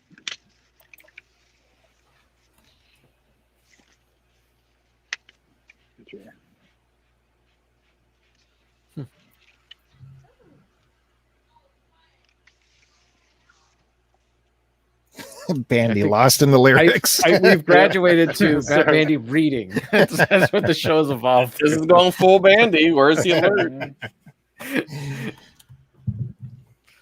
There we go. Okay. Yeah. Sorry. Okay. I'll pass it down. You can go back to reading, though. Yeah, it's fine. Okay, well, I actually got some new pickups. Oh. We'll start with, I'll just go in the order that they came in this week. First up, got some Al Green Greatest Hits. It was on sale on Amazon. Like the pants. Oh. See, the shirt is the shirtless is very distracting. You gotta look down at those pants. Easy now, access. This is one of those albums where the front cover is pretty good, but what I really like is the back cover, because that tells the full story right there. It starts here. Al Green, we gonna listen to some music? Yeah. I'll put this song on for you. Ooh, I like this one. I think I'm gonna dance to it. You think you're gonna dance? And then he busts it out. He dances to it. Mm-hmm. He takes that shirt off, and you know what's coming on the other side. It's coming for you. But this is a great friggin' album, man. It's got all the hits on there. I'd like to get some studio albums from him, but they're not easy to come by. It's just plain old black vinyl, but it's on sale right now on Amazon. So what do you mean by sale? $20, which is, to me, that's not bad. Oh, I have a little update for you. I was diving a bit more into Kevin's main recommendation of Karumbum. Yes. I was listening to their latest stuff. Like I went through their Bandcamp because if you have your Bandcamp app on the phone, you can like listen to everything. So I was listening to their latest stuff. They got tons of stuff, but I don't know. The latest stuff wasn't doing it for me at all. Have you heard the stuff from this year? And no, I didn't even know they were. I didn't even know they were on Bandcamp. Yeah. What was? Do you remember the name of the album? Or? No way. But yeah, it was because the stuff I'd listened to from the Tiny Desk concert that I told you about before, that had a certain vibe. I don't even know how to describe it, but it was not like I got to buy this. It was like, oh, I got to keep going back in years here. So I don't know. If you haven't heard it, then we can't talk about it. But maybe some more details, I would be able to. My memory. That's the best. I was listening to it while barbecuing, and I was not jiving with it. So take a listen to their latest stuff on Bandcamp and see what you think. Maybe I'm out to lunch. Okay. Thank you. Next, I haven't even opened this yet. But if you recall, late last year, Tom Petty re-released, well, he didn't, but his family re-released the Wildflowers album. Yeah. And there was a box set that came out, and it was Wildflowers and then a couple of extra albums. Yeah. And it was set at a certain price. And then there was the Ultra box set, which had, the first two albums, and then this extra bit. But the price was like, it went from here, and then it jumped all the way. It was like an amazing jump just to get like those two extra records. It was insane. And if you hold out and you wait. They've been in my wish list forever, so you better not be telling me they came down, because they've been in my wish list. Bill, you sucker. No, they released that extra bit on its own. So you don't have to get the thing. So that's what I got. I got the two extra records, which is great because it has Girl on LSD, which is a song that I love. And so, yeah, I think there was enough people that complained about that extra leap in price that they said, okay, we'll put out that just to make you all feel good. So this is the record that was like recorded during Wildflowers, but was never released, correct? Okay, so Wildflowers was meant to be two records, right? Right.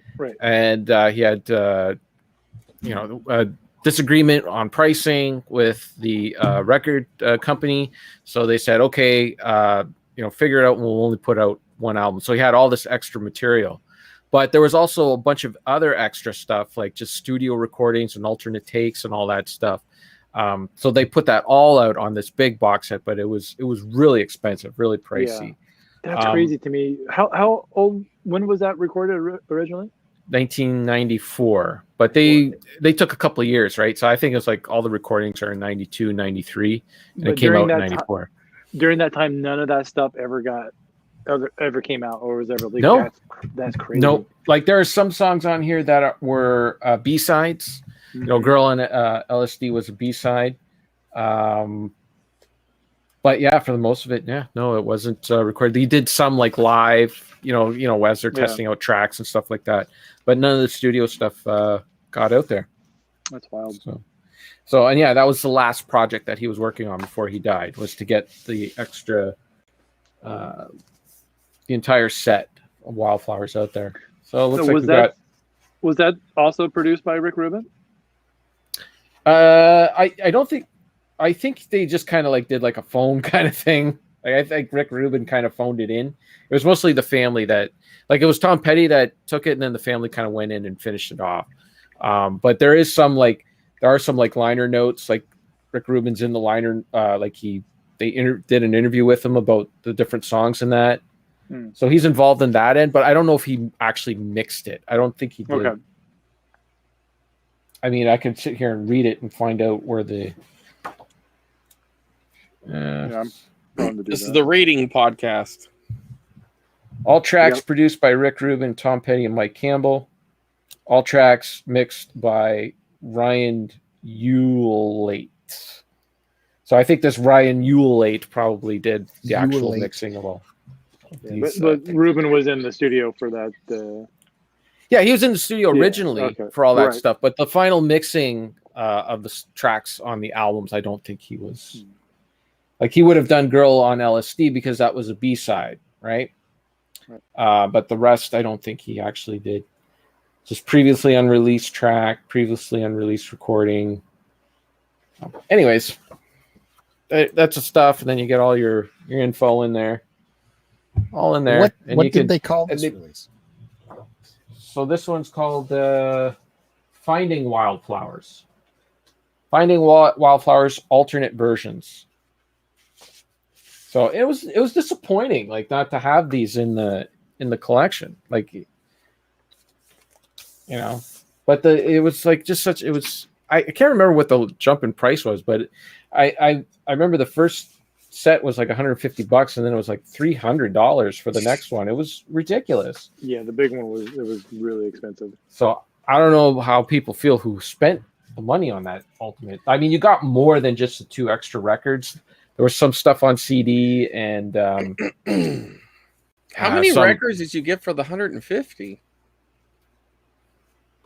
4, I think, or 6. It was 6. Okay. Yeah. All right. That seems all right. Because that seems like a lot, but 6 records. Yeah, it was. That's, even that. Was I mean, that's still a lot, but that seems like it's close to. Yeah. They're not giving you no break, though. It's like that's not a bulk break. That's like you're almost paying the right amount for each record.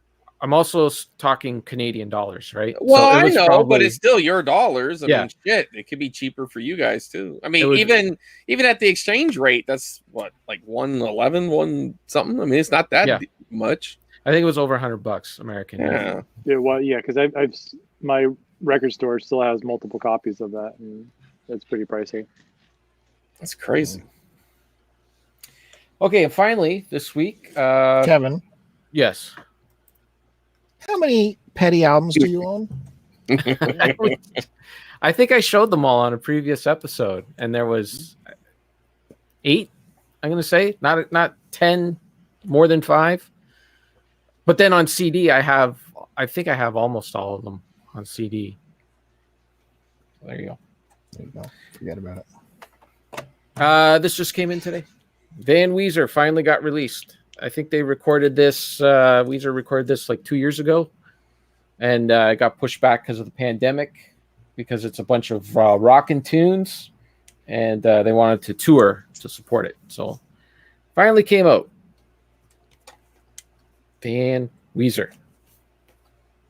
So we'll open that up. It says black on here, so I'm guessing it's black vinyl. Van Weezer black. Let's see what we get in here. Are you going to open that like Curtiss style? What's that? Where you discard all that cellophane? No. I only, if it's a gatefold, then fine. I'll take it off so I can open it. Open it. But if it's this, I might as well just leave it like that. Absolutely. Not? You got the 100%. Sticker on there. It looks good. Yeah. Oh, look at this. Got the band. Yeah, do you still put the slip on top of it, even if you leave the... Yes. Yeah. Okay. I'm just trying to learn, so, you know. And let's see what colors of vinyl. You know what studio, what recording, what number is that? They're in double digits now, yeah? I think it was like number 11, and then because the album got pushed back so much, it got actually turned to 12, because then a few months ago they released the OK Computer. Oh. No, it was OK Computer. Or not OK Computer, OK Human. Oh, okay. A play on the OK Computer. It was just a couple months ago. I showed it on here too. But anyways, it's just plain old black vinyl. So there you go.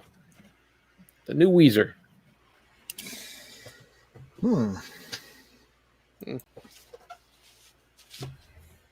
So how are we doing for time?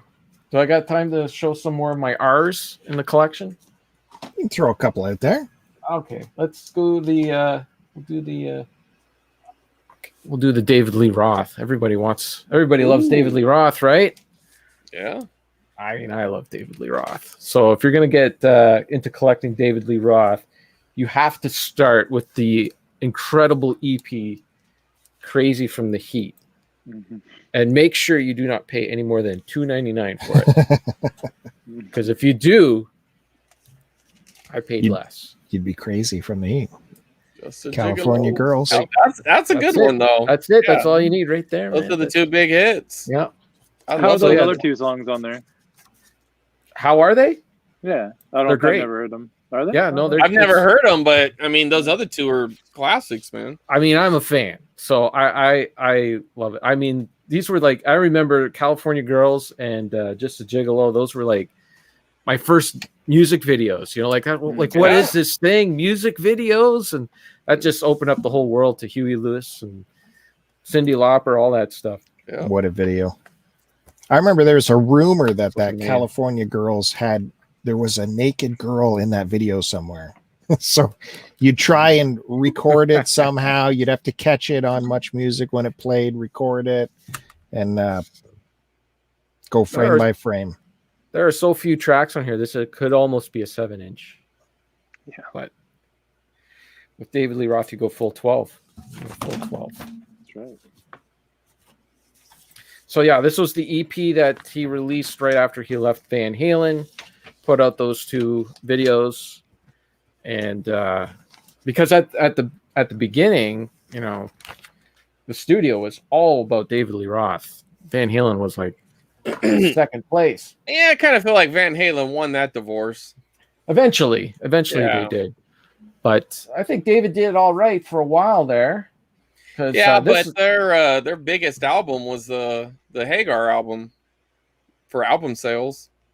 I don't know if it's outsold. It did reach number one. But did it outsell? I read it. I mean, unless I read wrong information, but that one with like Right Now and a couple of those other. That one. There was one of their albums was huge. They've made more money during the Hagar era than the. Oh well, I believe that, yeah, for sure. Yeah. But I don't know if like 1984 was huge, right? That was a huge. It was, no doubt. But it didn't reach number one, but that was only because Michael Jackson released this small album called Thriller. Right. Ironically, though, they were sort of on Thriller, too. Or at least one of them was. Yeah, that's right. Yeah. Oh, yeah. So he technically was number one. He was number one. Yeah. I mean, he got even though he didn't get paid or credited. Right. Just wild to think of that. The huge song. And he had number one and number two. If you think about it, it is. Okay, so David Lee Roth's first album was the incredible Eat 'Em and Smile. This is a fantastic album, and you can get it dirt cheap, man. You think that album cover would make it in today's climate? Well, I think it does for $6. It's kind of probably not. I mean, there is. He's got a video. I mean, it's not full blackface, but you know what he's going for there. Well, he's got a video from 1991 that has, I think it's little people with blackface on. Yeah, it's not. It's like you can go watch it on YouTube, man. It is definitely has not aged well. Now, it wasn't meant to be anything, other than like a frivolous, funny thing, but. Sure. It definitely would not fly today. Different times, man. What was the single off of that? Oh, there was a bunch of them. You had Yankee Rose, Going Crazy, Tobacco Road, That's Life. I'm familiar with those songs. That's Life, for sure. Oh, okay. I mean, Yankee Rose is a great song. Check it out if you don't know it like that. So his guitar player, I might as well just show you the band. Here's the band right here. You have David Lee Roth. You got Stevie Vai, Billy Sheen, and I can't remember who the drummer was for that. Well, what's he wearing? Leotards there? It's all hair and leotards. It's all hair and leotards. Anyways, those guys were bold, man. They're just like, fuck it. I'm gonna wear girls' clothes, and I'm gonna still get more girls than you. I think that's the ultimate look right there. Yeah, you got to show half a nip. Right there. Anyway, Steve Vai was his guitar player, and Steve Vai played on that. Yeah, he got like the top of the line musicians with him. Like Billy Sheehan is an incredible bass player too. He's not Deke's best friend, but he is an incredible bass player. You can go check out Deke's interview with Billy Sheehan over on his website. It's something else. I mean, Steve Vai makes his guitar talk. He talks to David Lee Roth. You know how David Lee Roth would always talk in his songs? Yep. Yeah, remember that one song where he talks through the song? It's like every friggin' song. Yeah. But Steve Vai had his guitar respond to Dave. It's incredible. It's good stuff. I think it's a great album. And then finally, the last one that I have. This was a big seller, big hit. David Lee Roth, Skyscraper.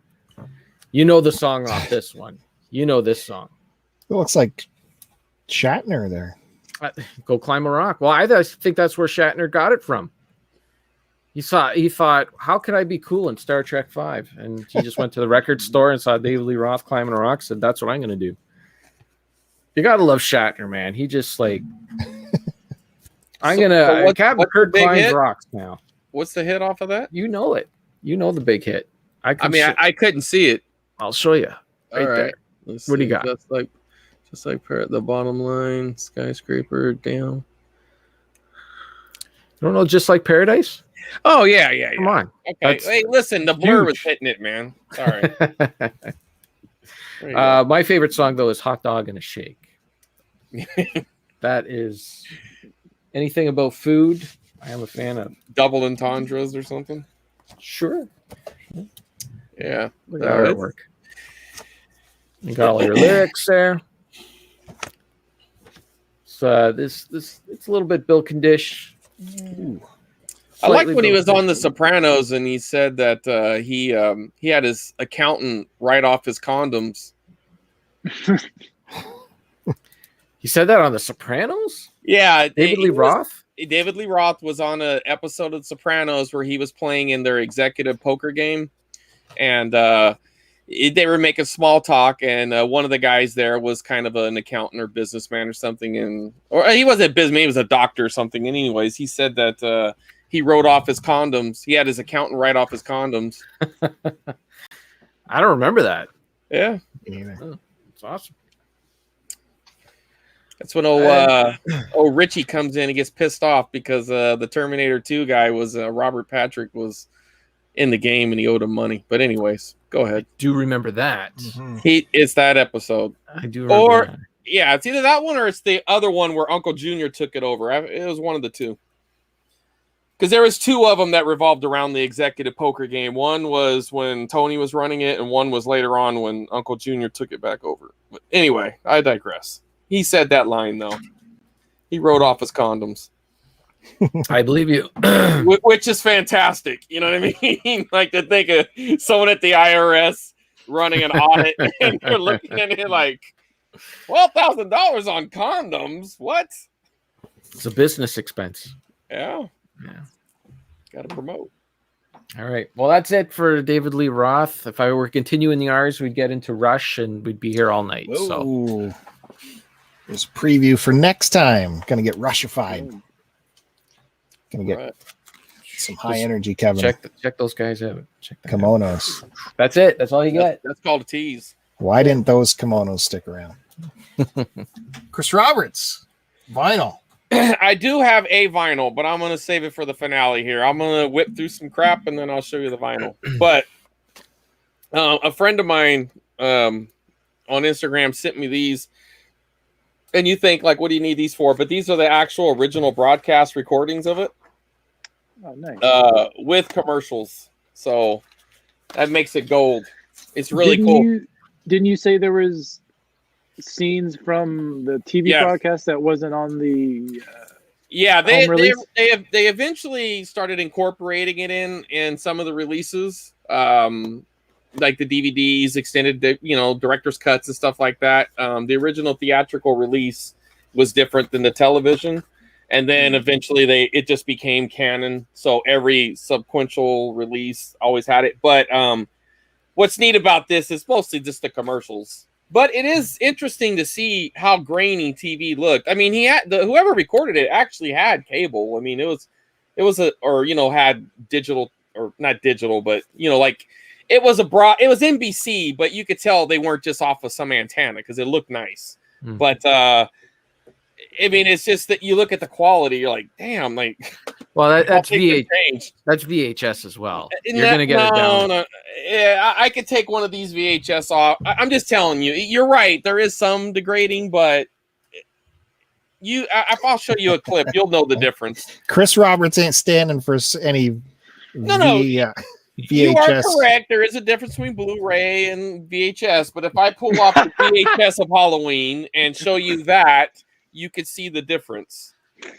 Right, but I'm just saying, like, if the television people broadcasting it would be rolling it off of like a high quality tape, right? Any recording you did at home on VHS is not going to do justice to that broadcast, especially if they recorded it on like EP or something like that. No, I agree with you on that. I mean, it's definitely going to be, every time it gets recorded is being degraded, but you can already just tell it the original. I don't know. If you saw it, you'd see what I'm saying. It's just not that good. We've come a long way, is all I was saying. Anyway, they did a nice job writing the labels on those. Cool. Nice penmanship. Yeah, he added a little touch to it because I mean he recycled the tape. He did all the things to make it look. Well, that would degrade the tape too every time you use it too. If it wasn't like a brand new tape. I think it is a brand new tape. I think he just did that for aesthetic. Okay, that's cool though. Yeah, he just wrote some shit on the label and then rewrote over it, kind of to give it. Wow, that's attention to detail. Yeah, it's pretty cool. Yeah, the dude knows what he's doing. Anyways, and I always grab these when I can for like resale. Not so much online, but whenever I go to game swaps and stuff like that, I mean, you can get about $4 or $5 a tape. These are definitely the ones you want to look for. It's got that little deal, and it's got a cool cover art with the little grid there, and this shit's awesome. This one's a little generic looking, but these with the little hi-fi there, those are always. I just watched Aliens a few weeks ago. I showed my son that for the first time, and I don't know. It had been a few years since I'd seen that movie, but I might have watched a director's cut or an extended cut because there were scenes in that movie I don't remember. And I've seen that movie quite a bit. There's multiple cuts. Okay, where Newt and her parents went to the down ship and her dad comes back. I don't remember ever seeing that. That's the extended cut. That's okay. Yeah. They redid all the movies for Blu-ray, but there's also they also did it for some of the DVDs as well. There's extended cuts. TV too. A lot of times that you're right, because it would be filler because they needed to get the 2-hour block and then they had to cut out stuff. Well, they would also promote it like, oh, you saw Aliens in the theater, but you did not see this scene. Watch it Thursday night. Yep. And I remember the first time I saw Aliens was on television, and I remember like that scene where the aliens are coming down the tunnel and they set up those machines, those auto machines to shoot them all. And then when I got the movie, I'm watching, I'm like, where's that scene? How come that was one of my favorite scenes and it's not there? Yeah, well, that was on the version I watched too. And because I don't remember seeing. There was another scene where they talked about her daughter, Ripley's daughter, that had died while she was out in space. I don't think that was in the original cut either. Yeah, I wonder which version's on Disney. So they got 4K versions on the Disney streamer. I watched on, I believe it was on. No, it was actually a DVD that a friend let me borrow. It was like the Aliens quadrilogy. But I know a bunch of those are. Yeah, they had those new sets, or they all have the extended versions. Mm-hmm. Now, personally, I prefer the theatrical versions now. If I were to watch it now, because I think they're just paced better. Yeah. I think they are better paced. Sometimes I like just depending on mood, which one I want to watch. I will say, like The Exorcist, I don't like going back to the original version. That one, there's some I will only watch the extended. and The Exorcist is 1 because it's a much better movie. It's way scarier. Yeah, I mean, just that crab walk alone is that's I can't believe they cut that scene. That is insane. It's 1970, so it's probably just too terrifying for people. I guess, but I mean, it's I when I watched that on my big screen, I'm like, man, that's just it's so horrific, and it looks so real. It's great. I mean, I can't believe what they were able to pull off. Anyway, some other I just grabbed them. These are easy to flip. Matter of fact, I already got like 3 people hitting me up. Yeah. I mean, you're not going to get a bunch of money on them, but it's like, you pick them up for 50 cents. You can sell them for $4 or $5. Wow. And then I got this just because, I don't know. I've never seen it, and probably I'll never watch it, but it's got Rodney Dangerfield in it. The Oh my God. I mean, is that Dom DeLuise? Yeah. Oh my God. Kevin McDonald. That's got to be good. That's got to be good. Yeah, I mean, I'll have to really be bored one day, but I could see maybe giving it a whirl. Find that on Blu-ray. Yeah, it's probably never going to make it a Blu-ray. And then I found a standalone making of Star Wars, which usually I only see from Star Wars to Jedi is usually the making ofs that I find. I'm sure this is on the DVDs though, but this is actually the first time I came across this one, so I went ahead and grabbed it. Had that as a kid. Yeah, I've never seen the standalone one on VHS like that. Couple horror movies. I don't know nothing about them. They're not really worth a lot, but again, these were all like $0.25 a piece. The Kiss had a cool little cover, and the Psychic. No, that looks like the cover of a Emerson, Lake and Palmer album. Yeah. All right. Well, it's also a cover. Low budget horror movie. And then ironically, I was looking for this for so long, and I ended up buying it from a guy on Facebook, and then I go and find it for $0.25. But this is a cut box, so I wouldn't have been satisfied with it anyways, but and these go for about $25 even in this condition, believe it or not. So I'll at least recoup my money from the original purchase. All right, so I've been really busy at this. I found a new game store, and when I walked in, right off the bat, the thing that struck me as odd is they keep all their rare shit mixed in with common shit.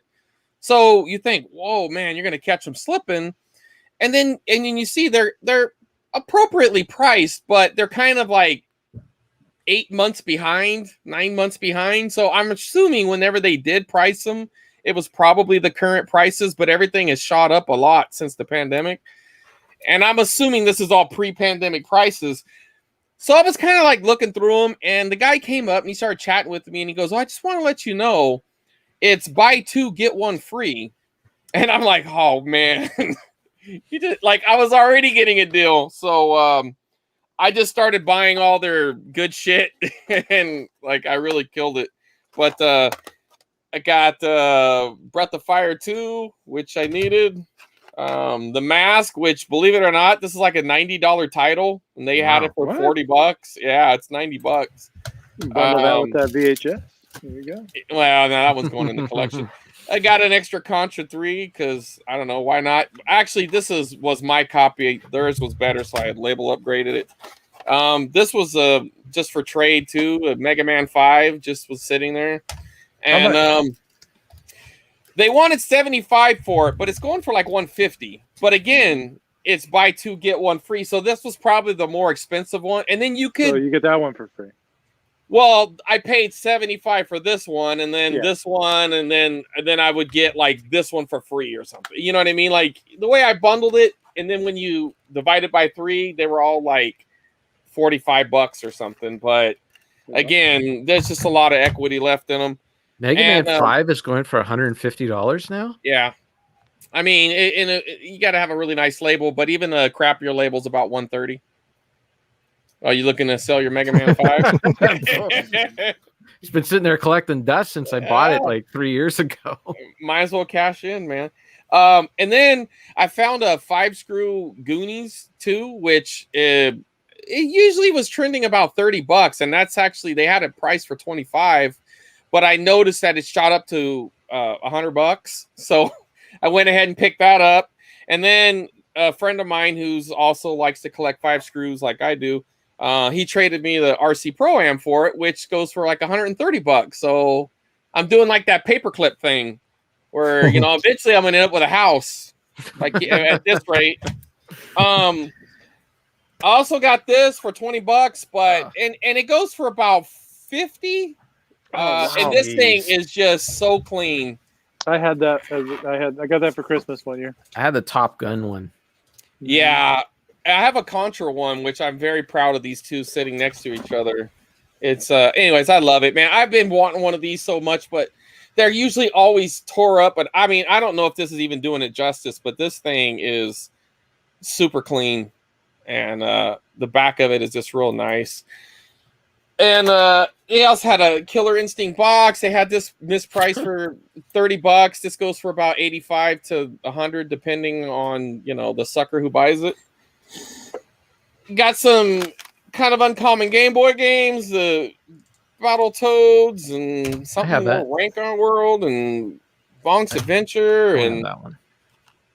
Stop That Roach. All these are like $60, $70 titles right now. Oh my God. Except for this one is like about $20, but I needed it. And then I got an extra DuckTales too because they had it for $10 and I thought, why not? And then here's the coup de grace from this particular place. So again, remember, it's the buy 2 get 1 free. This was one of the Zelda prints that I didn't have boxed. It's the classic series, so the cart's gray. And I don't want to open it up again because I just don't feel like messing with it again. But it has everything in there: the poster, the map, the mail-aways. It's complete, very clean. And so, but what really puts it over the top is, now this isn't the map, but so the map, it would come and it would be sealed, right? And the whole idea is like, hey, if you really need help, open it up, like basically break in case of an emergency, right? And then you open it up and it would give you hints, and it would have the map, right? And then on the back, there's like hints and shit. Now this map is pretty crappy, but even this map in this condition is going for like $50 right now. But this one in here has never been opened. So what do you think it goes for? Any guesses? 4.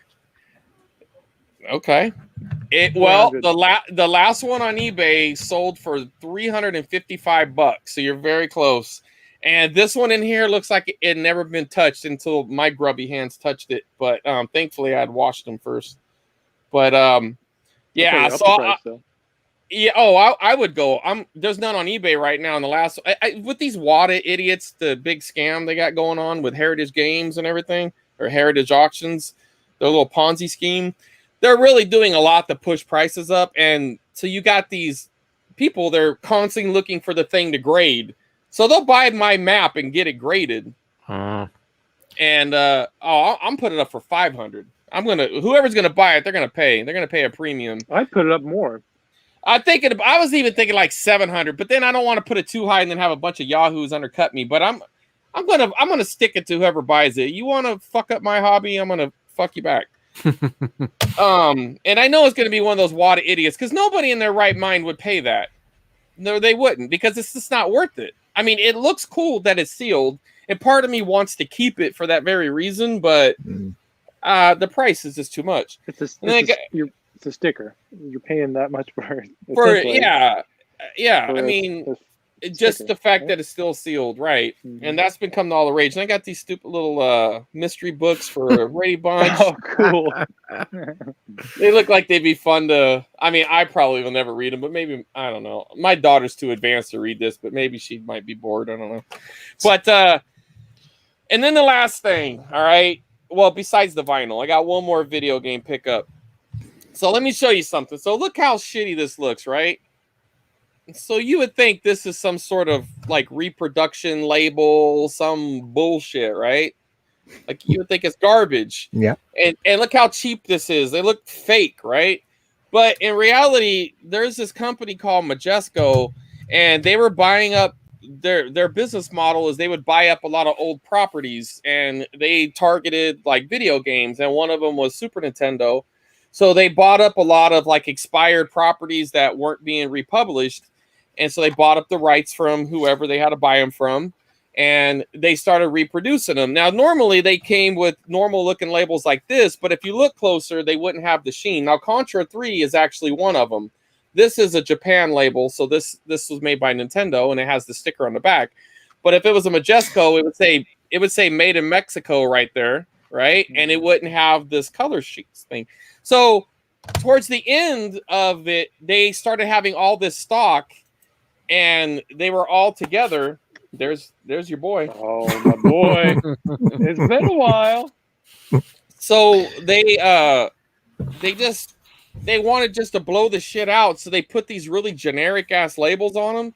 And everybody thinks these are just fake labels, but these are actually officially licensed Nintendo labels.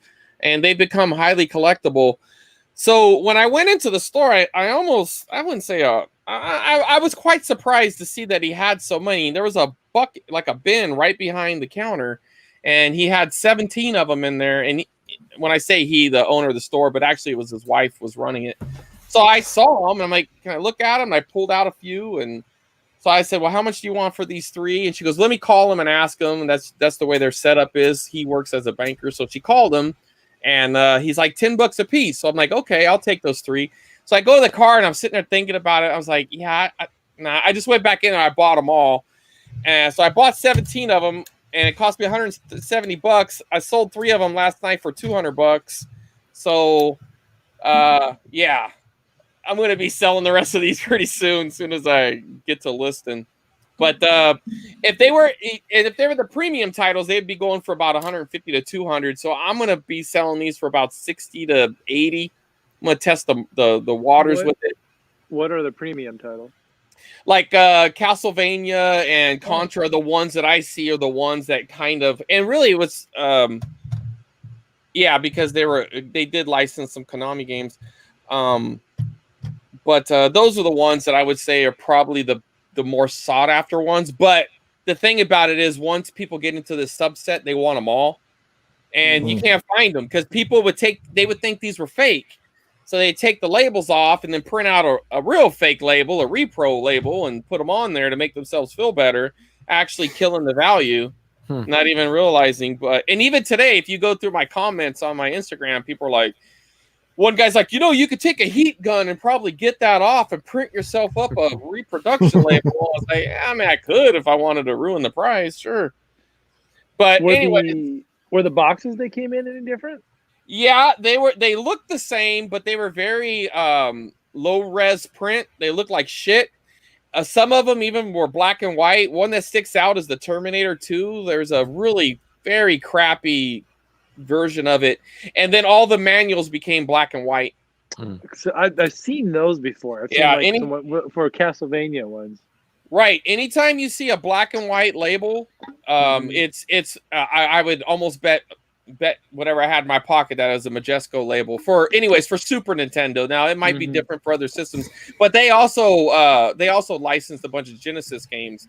So Genesis wasn't I don't know if they got any of these really shitty labels, but they definitely got the black and white prints and all that other stuff. I think Peter North is drunk tonight. I bet you could, maybe. Oh, does Peter North have any birthday wishes he wants to give out? Right. Bill will read them. Doesn't matter what the name is. He will read whatever you write. Absolutely. He'll do a phonical word. He'll read it. Anyway, so this is the only vinyl I got. My girlfriend, she went to the coast with her mother and her son, and she was at a record store. She's like, I thought you might want this. And she was right. I do. So, and it is kind of neat. I think Layla showed this a couple of weeks ago. Yeah.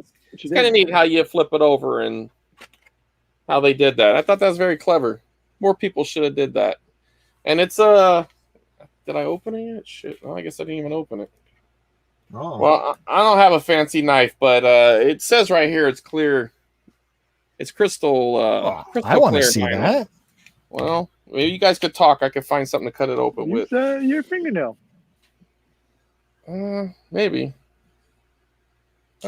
Yeah, okay. Yeah. Good job, Bandy. Bandy coming through with the DIY. Let's see. All right, well, here you go.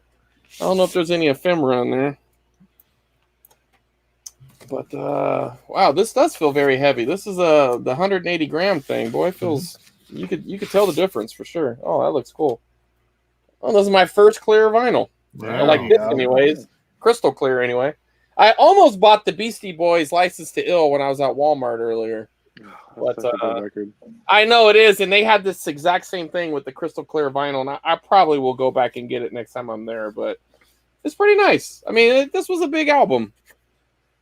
And what's weird is, we all have different memories of the 80s and stuff like that, but it's surprising how much of a soundtrack she was in a way, a lot of her hits. I mean, you heard them so much, and she was such a big deal back then. It's so weird that,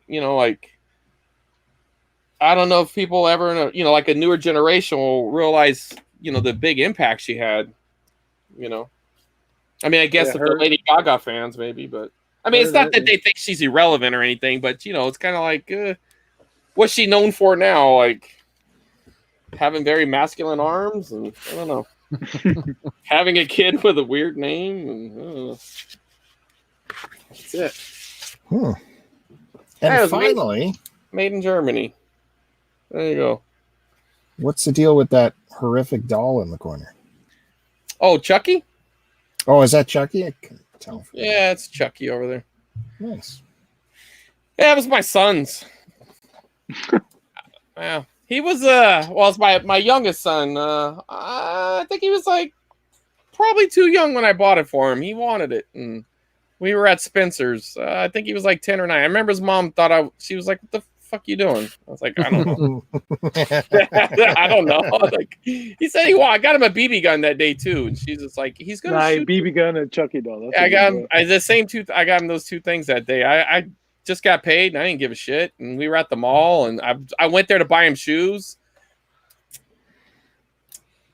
Yeah, we came home with a BB gun and a Chucky doll. That's good stuff. Yeah, perfect. All right. Well, with that, I think that puts us over our time. I guess we got to sign off. It's been over 2 hours now. We've been going at it. Lots of stuff being shown. Lots of stuff. Even some vinyl. It's been good. Yeah. Thank you all for joining us on the show. Thanks everyone in the chat. It's been a fun time. Lots of stuff happening in the chat today. Appreciate all you. I appreciate the folks in the panel that joined us today. Matt Bandy, Kevin Barrett on Mars, and Leo, Chris Roberts, has showed us lots of good stuff. Oh, that's what he meant. Oh, okay. You got the Leo look. All right. Yeah. Oh. I thought he meant because, I get it now. Lead guy in the Titanic. What he said? Yeah. All right. I just thought he meant I was sinking the show or something. But that what you say makes more sense. I have heard that before. So there you go. You do it. Whatever you're doing it right. So with that, don't forget to hit the subscribe button, hit the like button. We'll be back with episode 52 at some point, maybe even next week. Check that out. I'm going to continue the records that are 50 years old next week. The preview will be, you can't see that. Oh, I just showed it. It's a surf band that was trying to change their ways. And after that, a band that I normally don't like, once a certain man and woman joined the band, I thought they ruined it. Oh, they also, I know what you're talking about. They had an album in 71, so we'll check that out. And of course, Beach Boys and Fleetwood Mac. Yeah, I was going to guess that too. Wow, can't get anything past the panel. I mean, it seems so obvious. All right, Matt Bandy will be back with some more 7-inch Ds, I'm sure. We'll check that out. Yep, and Kevin, more. Check him out at Retro Fandango. They got a podcast coming out in a week? Friday, maybe? He'll be back in the studio. What's today? We record on Friday. Yeah, there you go. Friday. On Friday. Chris Roberts, check him out at on his Instagram and Twitter. Yep. Me and Duke will be recording tomorrow. Really? Yeah, you guys are late. Yeah, we were gonna have my work schedule and his, and then we were gonna record Thursday, and I got food poisoning, and yeah, I know it was. Everybody like, you sure you don't have COVID? I'm like, yeah, Get the fuck out Where of here. from? From The Habit. And I don't think I'll ever be able to eat there again. It's so weird, and I like that place, but I don't know, man. Good burgers. I don't know. It's going to be a very long time before I'll be able to eat there again. That sucks. If ever. That's the Retro Nonsense podcast he's talking about right there. Check that out. Still with the movies? Are we going a different way? We got something going different tomorrow. We're going to play a game. Oh. All right. And it's actually almost a tribute to you, Kevin. Wow. Is Burt Reynolds questions? No, I don't want. That's what they call a tease in the business, right? Good tease. Oh, Good tease. And you can follow all these guys. Their details are below in the description. Check them out, as well as their Letterboxd accounts where they're dropping reviews on movies they're watching. That's always look out for stuff. my review on Cliffhanger. All right. I watched it last time for the first time. I just watched it time for the first time like last year. And we showed rock climbing albums today and Shatner talk. Yeah. All comes together. Yeah, I love how in the Die Hard or in the Cliffhanger NES game you ride down a mountain on a corpse. Oh, that's a scene in the movie. Right. Yeah, but they do it in the game, and I was like, "This is a fucking NES game. This is wild, man." I love in that movie how it's all on location, and except for that one scene where they're definitely on a set, and it's like he's rolling down a hill, and all of a sudden he's like in the middle of a set. It's okay. Are we good? Yeah. Are we good? Everyone's good. See you guys. Catch you next time. Well, I have to switch to the thing and then play this out.